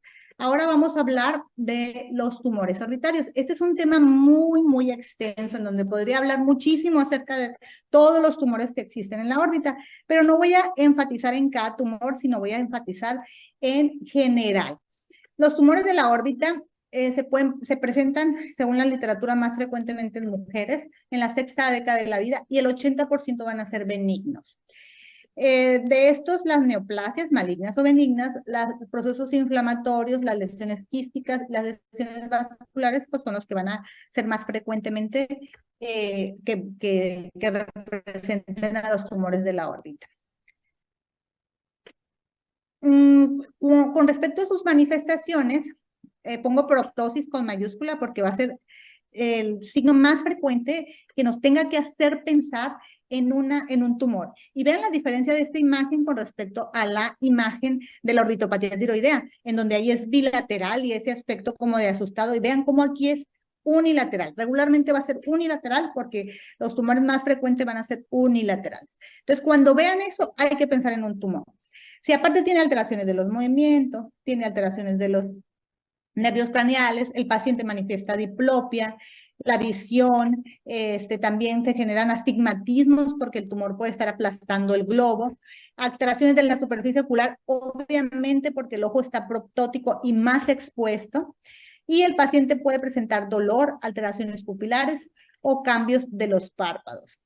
Ojo con esto, porque incluso estas manifestaciones, dependiendo se presenten o cómo se presenten, nos van a hablar de si un tumor es benigno o maligno. ¿Qué quiere decir? Un paciente con un tumor maligno va a presentar diplopia. Un paciente con un tumor benigno puede no presentarla porque el crecimiento de un tumor benigno es lento, de tal forma que el paciente se va a acostumbrar a la diplopia y puede llegar con una proptosis importante sin tener diplopia. Ya eso nos va encaminando a un tumor benigno. Igualmente, las alteraciones de los movimientos pueden ser más lentas cuando son benignos. Cuando son rápidas, pensemos entonces en que pudiera ser un tumor maligno, que su crecimiento es más rápido. Entonces se pueden dividir en tumores benignos o malignos. Aquí vienen algunos de los más frecuentes, y como les decía, pues dependiendo de las manifestaciones vamos a ir pensando en uno o en otro. Pero no solamente hay tumores benignos o malignos. También puede haber tumores secundarios o tumores metastáticos. Entonces, los metastáticos puede estar una mujer de edad 40, 50 años en un tumor maligno con ciertas características, pues hay que pensar en una metástasis. Mama como el más frecuente, en un hombre en pulmón, en próstata, entonces en los niños en neuroblastoma, hay que pensar en tumores en metástasis. Y secundarios, ¿qué quiere decir? Que se desarrollaron primariamente en otro lugar, pero que invadieron la órbita, como los de párpados, el vaso celular, el escamo celular, el de glándula sebácea, se puede meter a la órbita también, o los meningiomas que empiezan en las meninges, o el retinoblastoma que viene del ojo y que puede invadir a la órbita. Entonces también hay que pensar en estos. Y otro punto bien importante son los espacios en la órbita. Un tumor puede estar intraconal o puede estar extraconal, o puede estar intra y extraconal, o sea, puede estar en las dos partes. ¿Y qué nos los va a dividir? Pues los músculos extraoculares. Los que están dentro de los músculos extraoculares van a ser intraconales, y los que están por fuera de los músculos van a ser extraconales. ¿Y por qué es tan importante? Porque de esto va a depender también cómo lo vamos a quitar o cómo lo vamos a operar o cómo vamos a hacer la cirugía, dependiendo dónde esté. Entonces, hay que conocer estos espacios. Y vean aquí el esquema, y en la tomografía pues se ve muy, muy similar. ¿Cómo vamos a pedir los estudios de imagen? Bueno, podemos pedir una tomografía computada de órbita. En este caso sí, tiene que ser simple y contrastada. En los tres, en axial, coronal y sagital. Y aquí sí vamos a pedir una ventana para tejidos blandos. Pueden pedir las dos ventanas, para hueso y para tejidos blandos, porque si destruye hueso, pues es importante verla también. Pero si queremos ver el tumor, si queremos ver los tejidos blandos, pues hay que pedir ventana para tejidos blandos. Es muy importante ver dónde está el tumor, como les decía, extraconal, intraconal, porque va a ser para dónde se va a desviar el globo ocular y para dónde vamos a tener la proptosis. Vean, por ejemplo, las primeras imágenes. En la segunda tomografía, en la parte coronal, ven cómo es un tumor de la pared lateral y el techo, y está desplazando, está entre el músculo recto superior y el lateral, y está desplazando el nervio óptico en esta zona. Entonces, obviamente aquí vamos a tener una proptosis o una desviación del globo para abajo y para adentro. Entonces, eso, cuando ya lo veamos clínicamente, tenemos que sospechar dónde está el tumor al ver clínicamente un paciente. En este caso, si es un tumor aquí, pues tenemos que pensar en una glándula lagrimal, en un tumor de glándula lagrimal. Si vemos un tumor como en este, que tiene una porción intraconal y extraconal, pues tenemos que pensar en ciertas patologías que dan esas manifestaciones. Entonces, en este tumor, por ejemplo, pensar en un schwannoma, que es una localización de ellos. Entonces, ahí vamos a ir viendo dónde esté y pensando en qué sea. Y algo que también nos funciona muy, muy bien es pedir la tomografía y pedir una resonancia. ¿Por qué tiene que pedirse con contraste? Porque acuérdense que hay tumores que son vasculares y que van a realzar mucho con el contraste, entonces ya estamos pensando en un hemangioma o en alguna lesión de ese tipo, o los tumores malignos que también tienen realce con el contraste. Entonces tiene que pedir con contraste. Y la resonancia se debe pedir resonancia magnética de órbita simple y contrastada en secuencias T1 y T2 con supresión grasa. La supresión grasa nos va a ayudar a ver mucho mejor tumores que incluso sin supresión grasa no se veían, y cuando hacen la supresión grasa se ven. Por ejemplo, en esta imagen vemos un tumor con estas características, pues pensamos en un hemangioma. Y vemos cómo al contraste realza, te llena totalmente. Entonces eso nos habla de un tumor vascular, y además nos habla de qué cuidados tenemos que tener cuando entremos, si es un tumor que nos va a sangrar o no al momento de la cirugía. Este tumor, que es un tumor quístico, vean cómo se ve de la misma consistencia que el globo. Y en este de abajo es un meningioma, vemos cómo abarca toda la región intraconal, pero cómo se va cómo pasa, va más allá hasta lo que es el cerebro, ¿no? Entonces, por la hendidura esfenoidal se va. Y vean cómo se pone contraste y realza toda esa zona de ese meningioma. Entonces, vean este paciente, esta imagen de este paciente, y vean cómo tiene proptosis, pero vean cómo este ojo, que es el normal, se ve hundido y este no, pero vean cómo el ojo está desplazado para afuera. Entonces, desde ahí, y aquí vemos este video donde estamos haciendo los movimientos, tiene ciertas restricciones para la AD del ojo derecho, porque obviamente ahí hay un tumor que no le permite hacer eso. Entonces, está el ojo desplazado para afuera, el tumor está adentro, el tumor está en la parte medial de la órbita. Hacemos la tomografía y vean cómo efectivamente es un gran tumor que además con la pura tomografía se ve cómo realza, cómo se ve, incluso se ve con consistencia de hueso. Este paciente lo voy a operar la próxima semana. En conjunto con otorrino, porque ya tenemos una biopsia incisional y vamos a entrar otorrino y nosotros. Entonces, ¿dónde va a ser el abordaje? Pues si entonces tenemos un tumor en esa zona, pues vamos a entrar por la vía de surco superior. De hecho, por ahí tomamos la biopsia, la primera biopsia, y rapidito llegamos al tumor. Con respecto a este otro paciente, vean cómo este paciente, su desviación es su proptosis, pero con una desviación hacia adentro. Entonces, nos habla de que el tumor está en la órbita lateral. Y efectivamente, en la resonancia, aquí está su tumor, que probablemente sea de la glándula lagrimal. Hicimos una biopsia, que aquí la van a ver, el video este.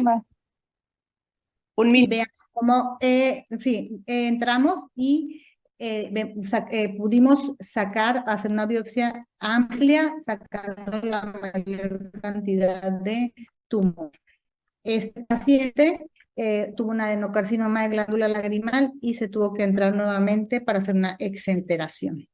Este otro paciente, vemos como el tumor está en la órbita medial, es un niño, lo más frecuente en ellos son los quistes dermoides, entramos por vía surco superior, por una incisión pequeñita y por ahí sacamos todo el quiste. Y por último, vean este tumor que es intraconal, que tiene características de un hemangioma, vean cómo, irme un poquito atrás, cómo está el tumor entre el recto inferior y el recto medial y está desplazando el nervio. Siempre que veamos una imagen tenemos que ver hacia dónde está desplazando el nervio, porque la vía o el abordaje va a ser contrario hacia donde lo esté desplazando. Es decir, si lo está desplazando para arriba, vamos a entrar por abajo. Si lo está desplazando para abajo, vamos a entrar por arriba. ¿Por qué?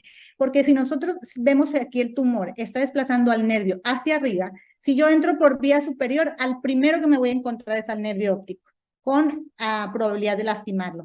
En cambio, si yo me meto por el lado contrario donde lo está desplazando, me encuentro primero al tumor, hago la resección sin muchas veces tocar ni estar cerca del nervio óptico. Entonces, a donde esté desplazando el nervio, va a ser por donde va a ser el abordaje. Entonces, vean este paciente, entonces se decide entrar por abajo, por vía transconjuntival inferior y medial. Se toman los músculos para poder tener mejor manipulación y mejor acceso de la lesión. Y aquí pueden ver cómo se está tomando el recto medial y con eso se hace mejor manipulación y ahí está saliendo el tumor. Los hemangiomas salen así, salen bonitos, no están tan adheridos a tejidos. Y por último, vamos a hablar de cirugía de vía lagrimal. Es muy importante para la cirugía de vía lagrimal conocer la anatomía. Entonces, pues esto ya todos sabemos, orificios lagrimales, vienen los canalículos para posteriormente llegar al fondo, al saco lagrimal y el drenaje que termina en el meato inferior. Las dos válvulas más importantes, la Rosen-Müller y la válvula de Hafner, que son importantes sobre todo en la dacrostenosis congénita. Los estudios diagnósticos que hacemos en el consultorio, los sondeos, que es lo más frecuente, si hablamos de una obstrucción alta, ¿dónde está? O si hablamos de una obstrucción baja. Y esos son fáciles, los hacemos en el consultorio, un sondeo e irrigación, y nos puede hablar mucho del tipo de obstrucción. Si nosotros hacemos un sondeo y tenemos el signo de la fuente positivo, pues hablamos de una obstrucción alta. Si nosotros comprimimos el saco lagrimal y tenemos moco o pus, hablamos de un saco de retenedor y es una obstrucción baja. En los niños la dacrostenosis congénita, pues tiene, como yo les digo, es como una escalera con escalones y cada escalón va a ser un tratamiento de tal forma que si el primer escalón no funciona, pasamos al siguiente, así vamos subiendo. De tal forma que el primer tratamiento en ellos son los sondeos.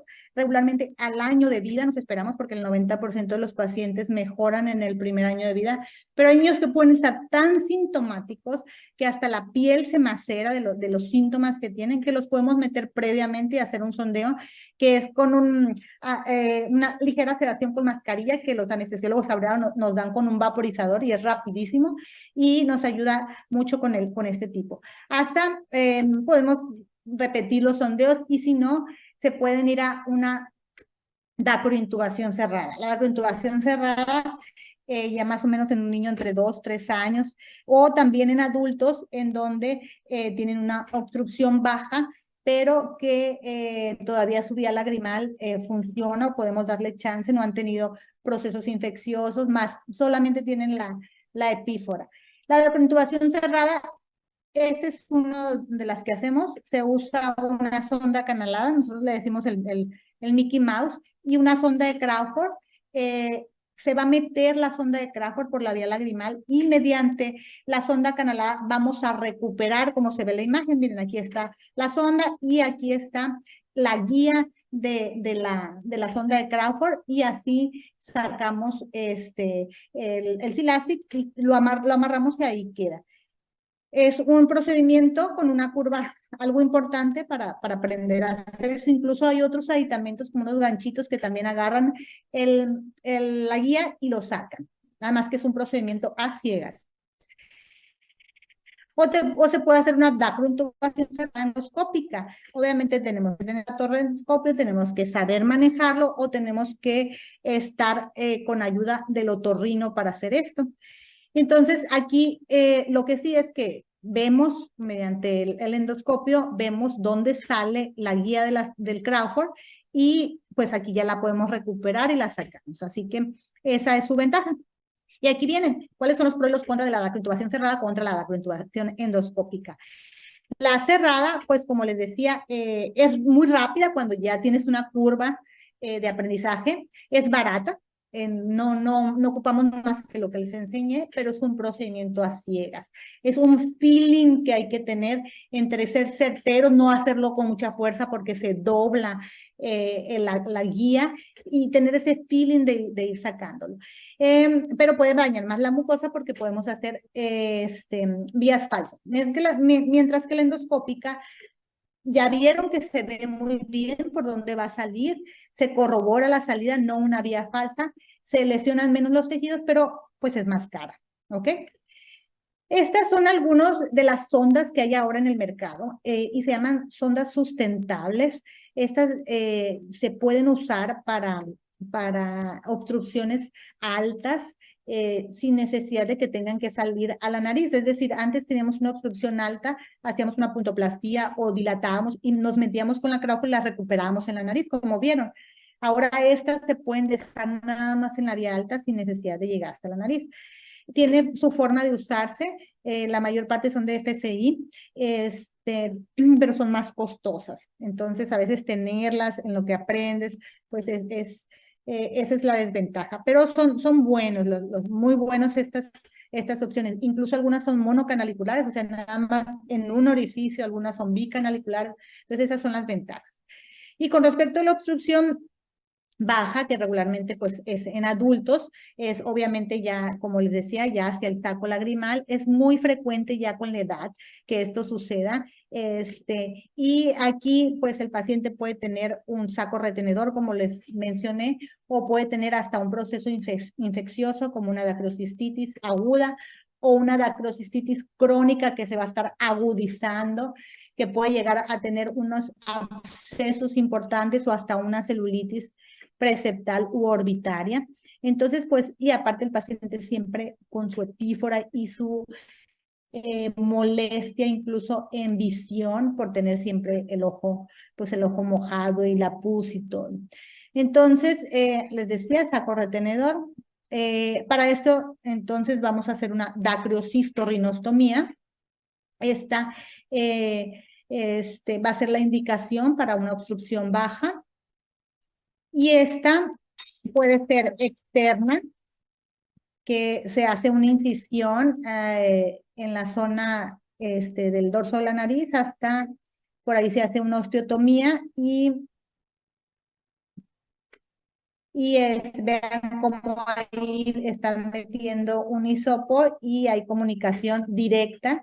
Se va a hacer una comunicación directa entre los orificios lagrimales y la osteotomía y la nariz, y por ahí se va a ir la lágrima.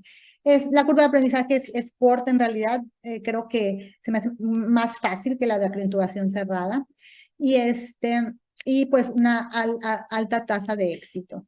Esa es la herida. De hecho, a mí se me hace una herida grande esa imagen, porque puede quedar incluso más pequeñita que es. Como les decía, se puede complicar si no se opera una obstrucción baja.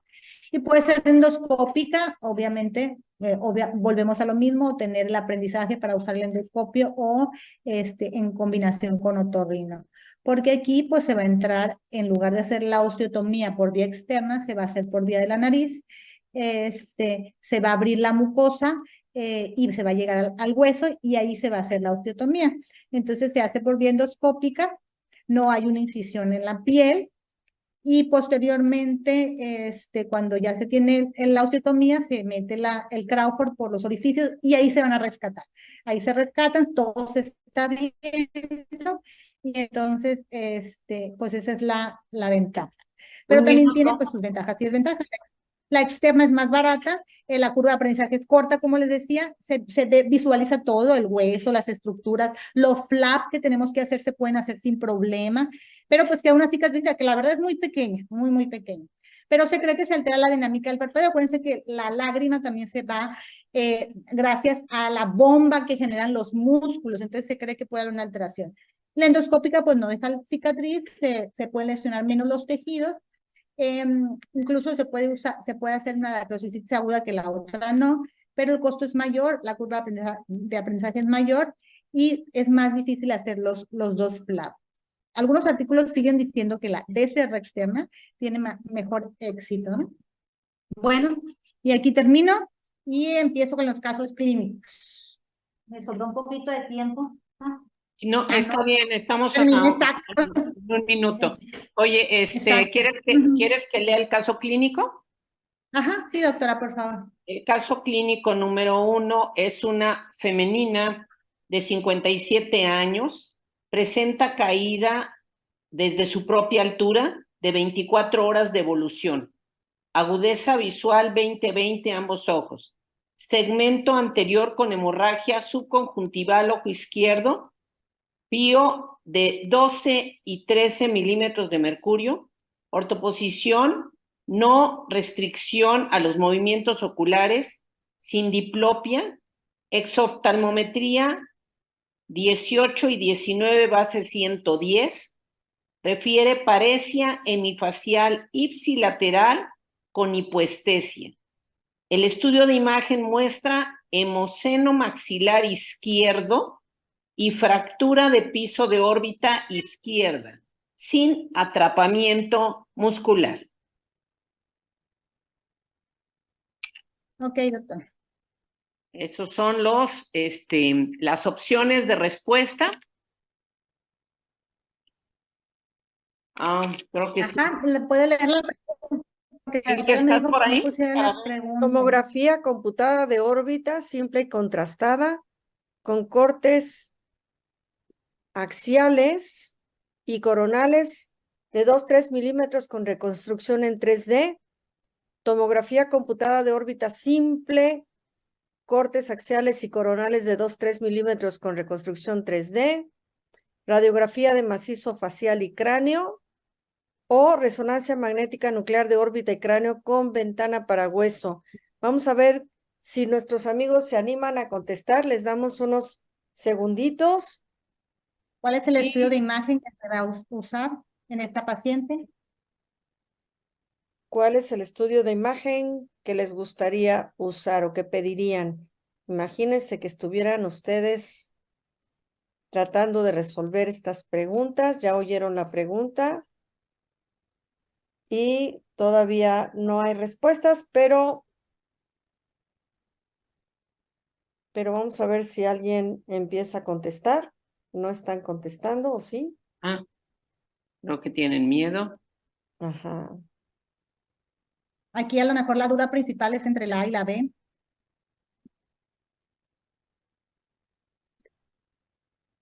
Vamos a ver si alguien nos contesta algo. No, todavía nada.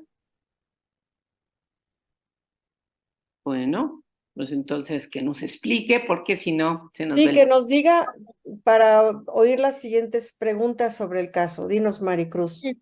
Siempre en un traumatismo, cuando hay una fractura, hay que pedir una tomografía. Aquí la duda entre la A y la B es que la A dice simple y contrastada y la B simple. Les mencionaba yo en el tema en que en trauma la tomografía se pide simple, no se necesita contrastada. La contrastada es para tumores. Entonces la respuesta es B. Hay que solicitar una tomografía computada de órbita simple, cortes axiales y coronales de 2-3 milímetros con reconstrucción 3D. La respuesta es B. La respuesta es B. Muy bien. La siguiente pregunta.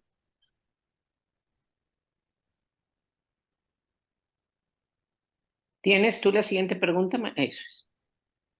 ¿Qué tipo de Doctora, es que me dijo tratamiento, la doctora que me hiciera las preguntas. Ajá, sí. qué tipo de tratamiento se realiza? ¿Cómo dice la pregunta? Ah, Dice, si es quirúrgico, colocación de placa de piso de polietileno poroso de 1 a 5 milímetros, quirúrgico con la colocación de malla de piso de titanio sistema 1.5, conservador solo con antiinflamatorio esteroideo complejo B y pregabalina, solo A y B son correctas. ¿qué tratamiento se lleva a cabo para el paciente? Ah, mira, ya empecé a recibir respuestas, ahora sí se vinieron todas juntas.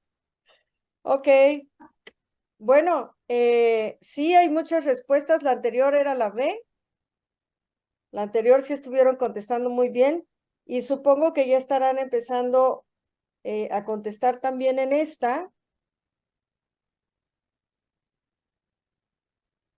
Bueno, Vamos a ver qué ¿El ponen B. tratamiento para esta paciente sí, es quirúrgico o no es quirúrgico? Yo voy refrescando también mi plataforma para ver sus respuestas. Me llegan un poco atrasadas. Ok. a ver qué opinas. En este caso, como dice el caso, la paciente no tiene una atrapamiento muscular, no tiene diplopia, la paciente tiene una exoftalmometría igual o con una diferencia de 1 milímetro entre los dos ojos, así que el tratamiento de una fractura de piso que no tenga diplopia, no tenga atrapado un músculo, ni tenga una en oftalmos o una diferencia mayor a 2 milímetros entre un ojo y otro, el tratamiento puede ser conservador. Entonces aquí puede ser conservador. Aquí puede ser conservador. Sí, De así es. manera que la respuesta es la C. C. Ujú. Muy bien. La siguiente pregunta es, son datos para tratamiento quirúrgico de una fractura de piso de órbita, excepto, Y aquí se son, lo sacamos. Ujú. son datos para el tratamiento quirúrgico de una fractura de piso de órbita, excepto, Se los acabo de decir prácticamente. Ok. Está atrapado el músculo A, hay restricción a la supraducción, fractura mayor al 50% del piso, diplopia en oftalmos, hipoglobo. Empiezan a contestar la C. Ok. Aquí la respuesta es B, una restricción a la supraducción. No siempre una restricción a la supraducción va a ser operarle, porque si el paciente tiene un proceso inflamatorio muy importante, la restricción a la supraducción puede ser por eso. Así que hay que esperar que el paciente desinflame para volver a valorar los movimientos oculares y entonces ver si esa restricción es porque el músculo estaba atrapado. Una fractura mayor al 50% del piso se tiene que operar. Sí, ya empiezan a contestar B, B, B, B, todo mundo. O sea que entendieron muy bien tu charla, ¿eh? Todo no, mundo ha puesto B. Nos vamos por el caso 2 porque ya tenemos pocos minutos. Sí, Ajá. caso El 2. caso 2 es una femenina de 57 años con proptosis bilateral secundaria a orbitopatía tiroidea. Tiene lagrimeo, sensación de cuerpo extraño e inconformidad estética. Agudeza visual 20-40 de ambos ojos. La presión intraocular es de 17 y 18. Está en ortoposición, restricción de -2 a la abducción bilateral. Abducción. Sin diplopia, exoftalmometría base 105, 26 y 23. Conjuntiva hiperémica, una cruz. Sondeo e irrigación de vías lagrimales positivas bilateral. Fondo de ojo normal en ambos ojos. Es hipotiroidea tratada con yodo y en sustitución con levotiroxina. La tomografía computada de órbita simple presenta proptosis importante bilateral y engrosamiento muscular. La primera pregunta es, ¿la paciente presenta indicación para la descompresión orbitaria? Y las respuestas dicen, A, no tiene indicación para descompresión, B, tiene indicación para descompresión, C, tiene indicación para descompresión de urgencia, D, está contraindicada. Y todos están contestando B. Bueno, por Exacto. aquí hay una D. D de dedo. D. Ay, No, no, alguien puso A. no hay contraindicación, es la B. B. Tiene indicación, como les decía, una situación ahí funcional y estética de la paciente. Y funcional porque tiene problemas de superficie ocular, pero estética principalmente. Está indicada la descompresión.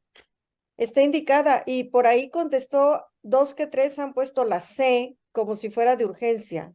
No es urgencia, urgencia nada más si tiene una úlcera corneal o si tiene neuropatía. Y como como leyó el caso la doctora Rosana, no todo está normal, a excepción pues obviamente de problemas de superficie por exposición. Excelente, hay que tomar en cuenta eso. ¿Qué otra pregunta tienes del mismo La caso? pregunta 2, tipo de descompresión indicada para neuropatía compresiva. A ver, chicos, ¿qué descompresión harían? Fíjense bien, orbitaria de piso es la A, B de pared lateral, C de techo, D de pared medial. Eso lo mencionamos en la charla. ¿Cuál se debe descomprimir cuando hay una neuropatía óptica?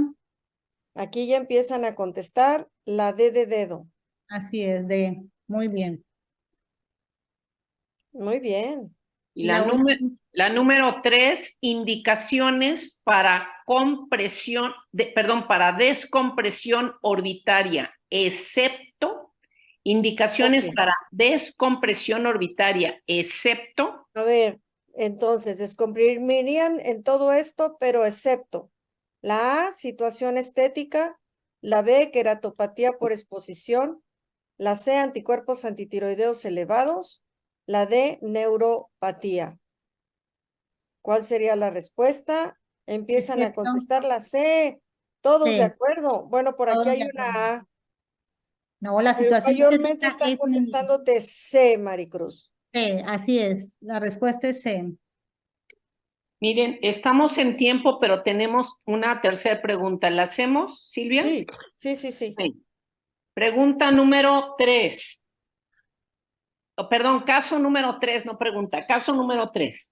Masculino de 73 años con lagrimeo de 1 año de evolución en ambos ojos.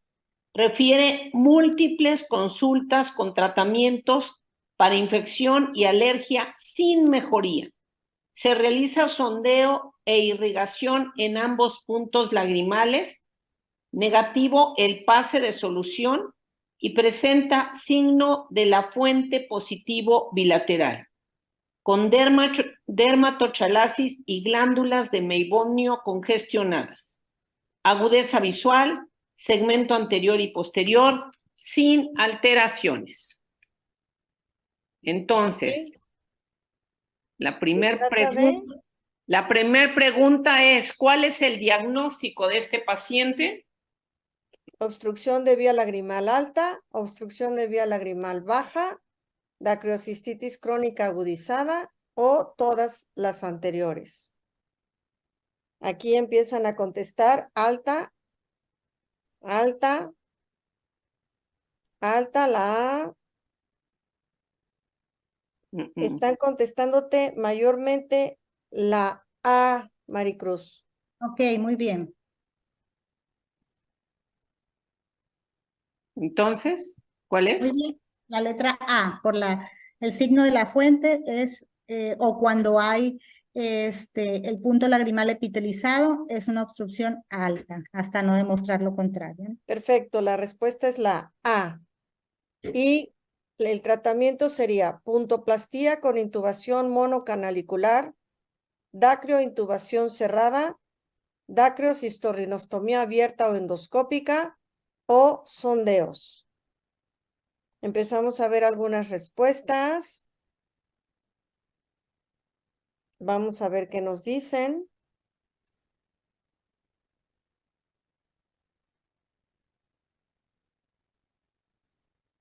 Por aquí temerosamente empiezan a poner una B, una D, una D, una A, una B.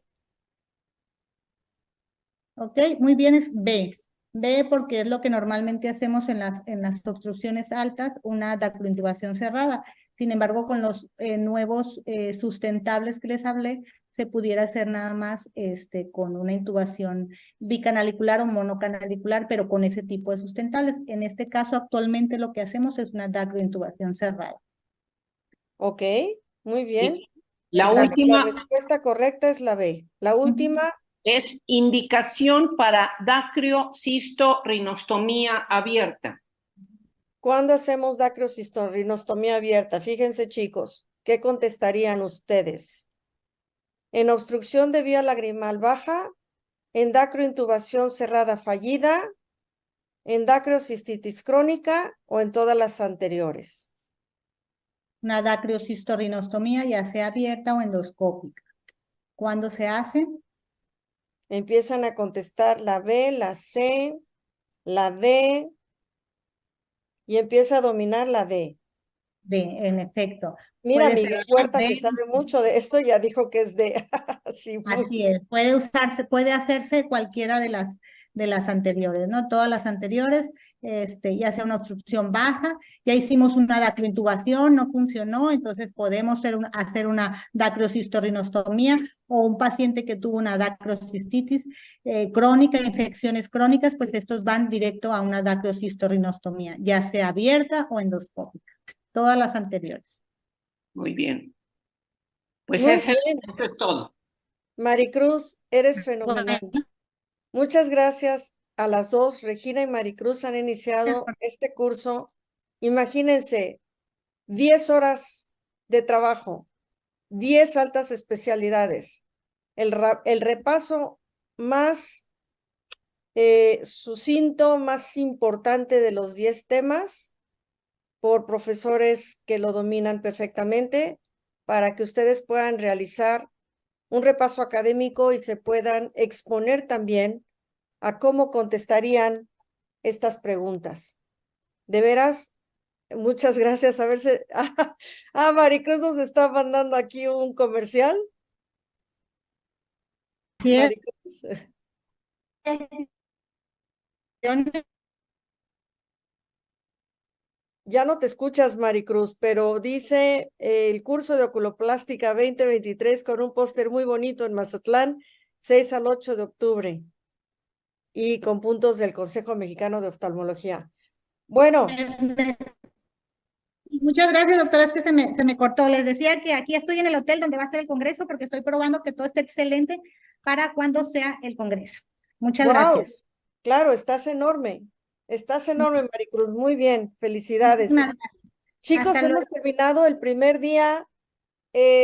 Teníamos muchísima ilusión hacer por primera vez este proyecto de repaso masivo con lo más importante, con 10 altas especialidades, para que ustedes tuvieran de manera muy sucinta, muy concreta, un gran compendio de los temas más importantes y lo que hay que tener presente además por aquellas cosas de las preguntas oftalmológicas.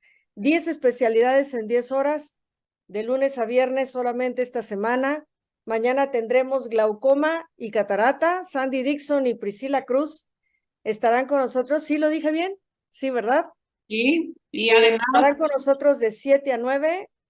Y bueno, haber abreviado los temas más importantes, lo más frecuente en la consulta, lo que más nos preocupa, los diagnósticos tan complejos de las distrofias corneales que Regina los hizo en un gran resumen, las descompresiones que debemos manejar, los nombres, cuándo están indicadas, todo lo más concreto en un gran compendio de 10 horas.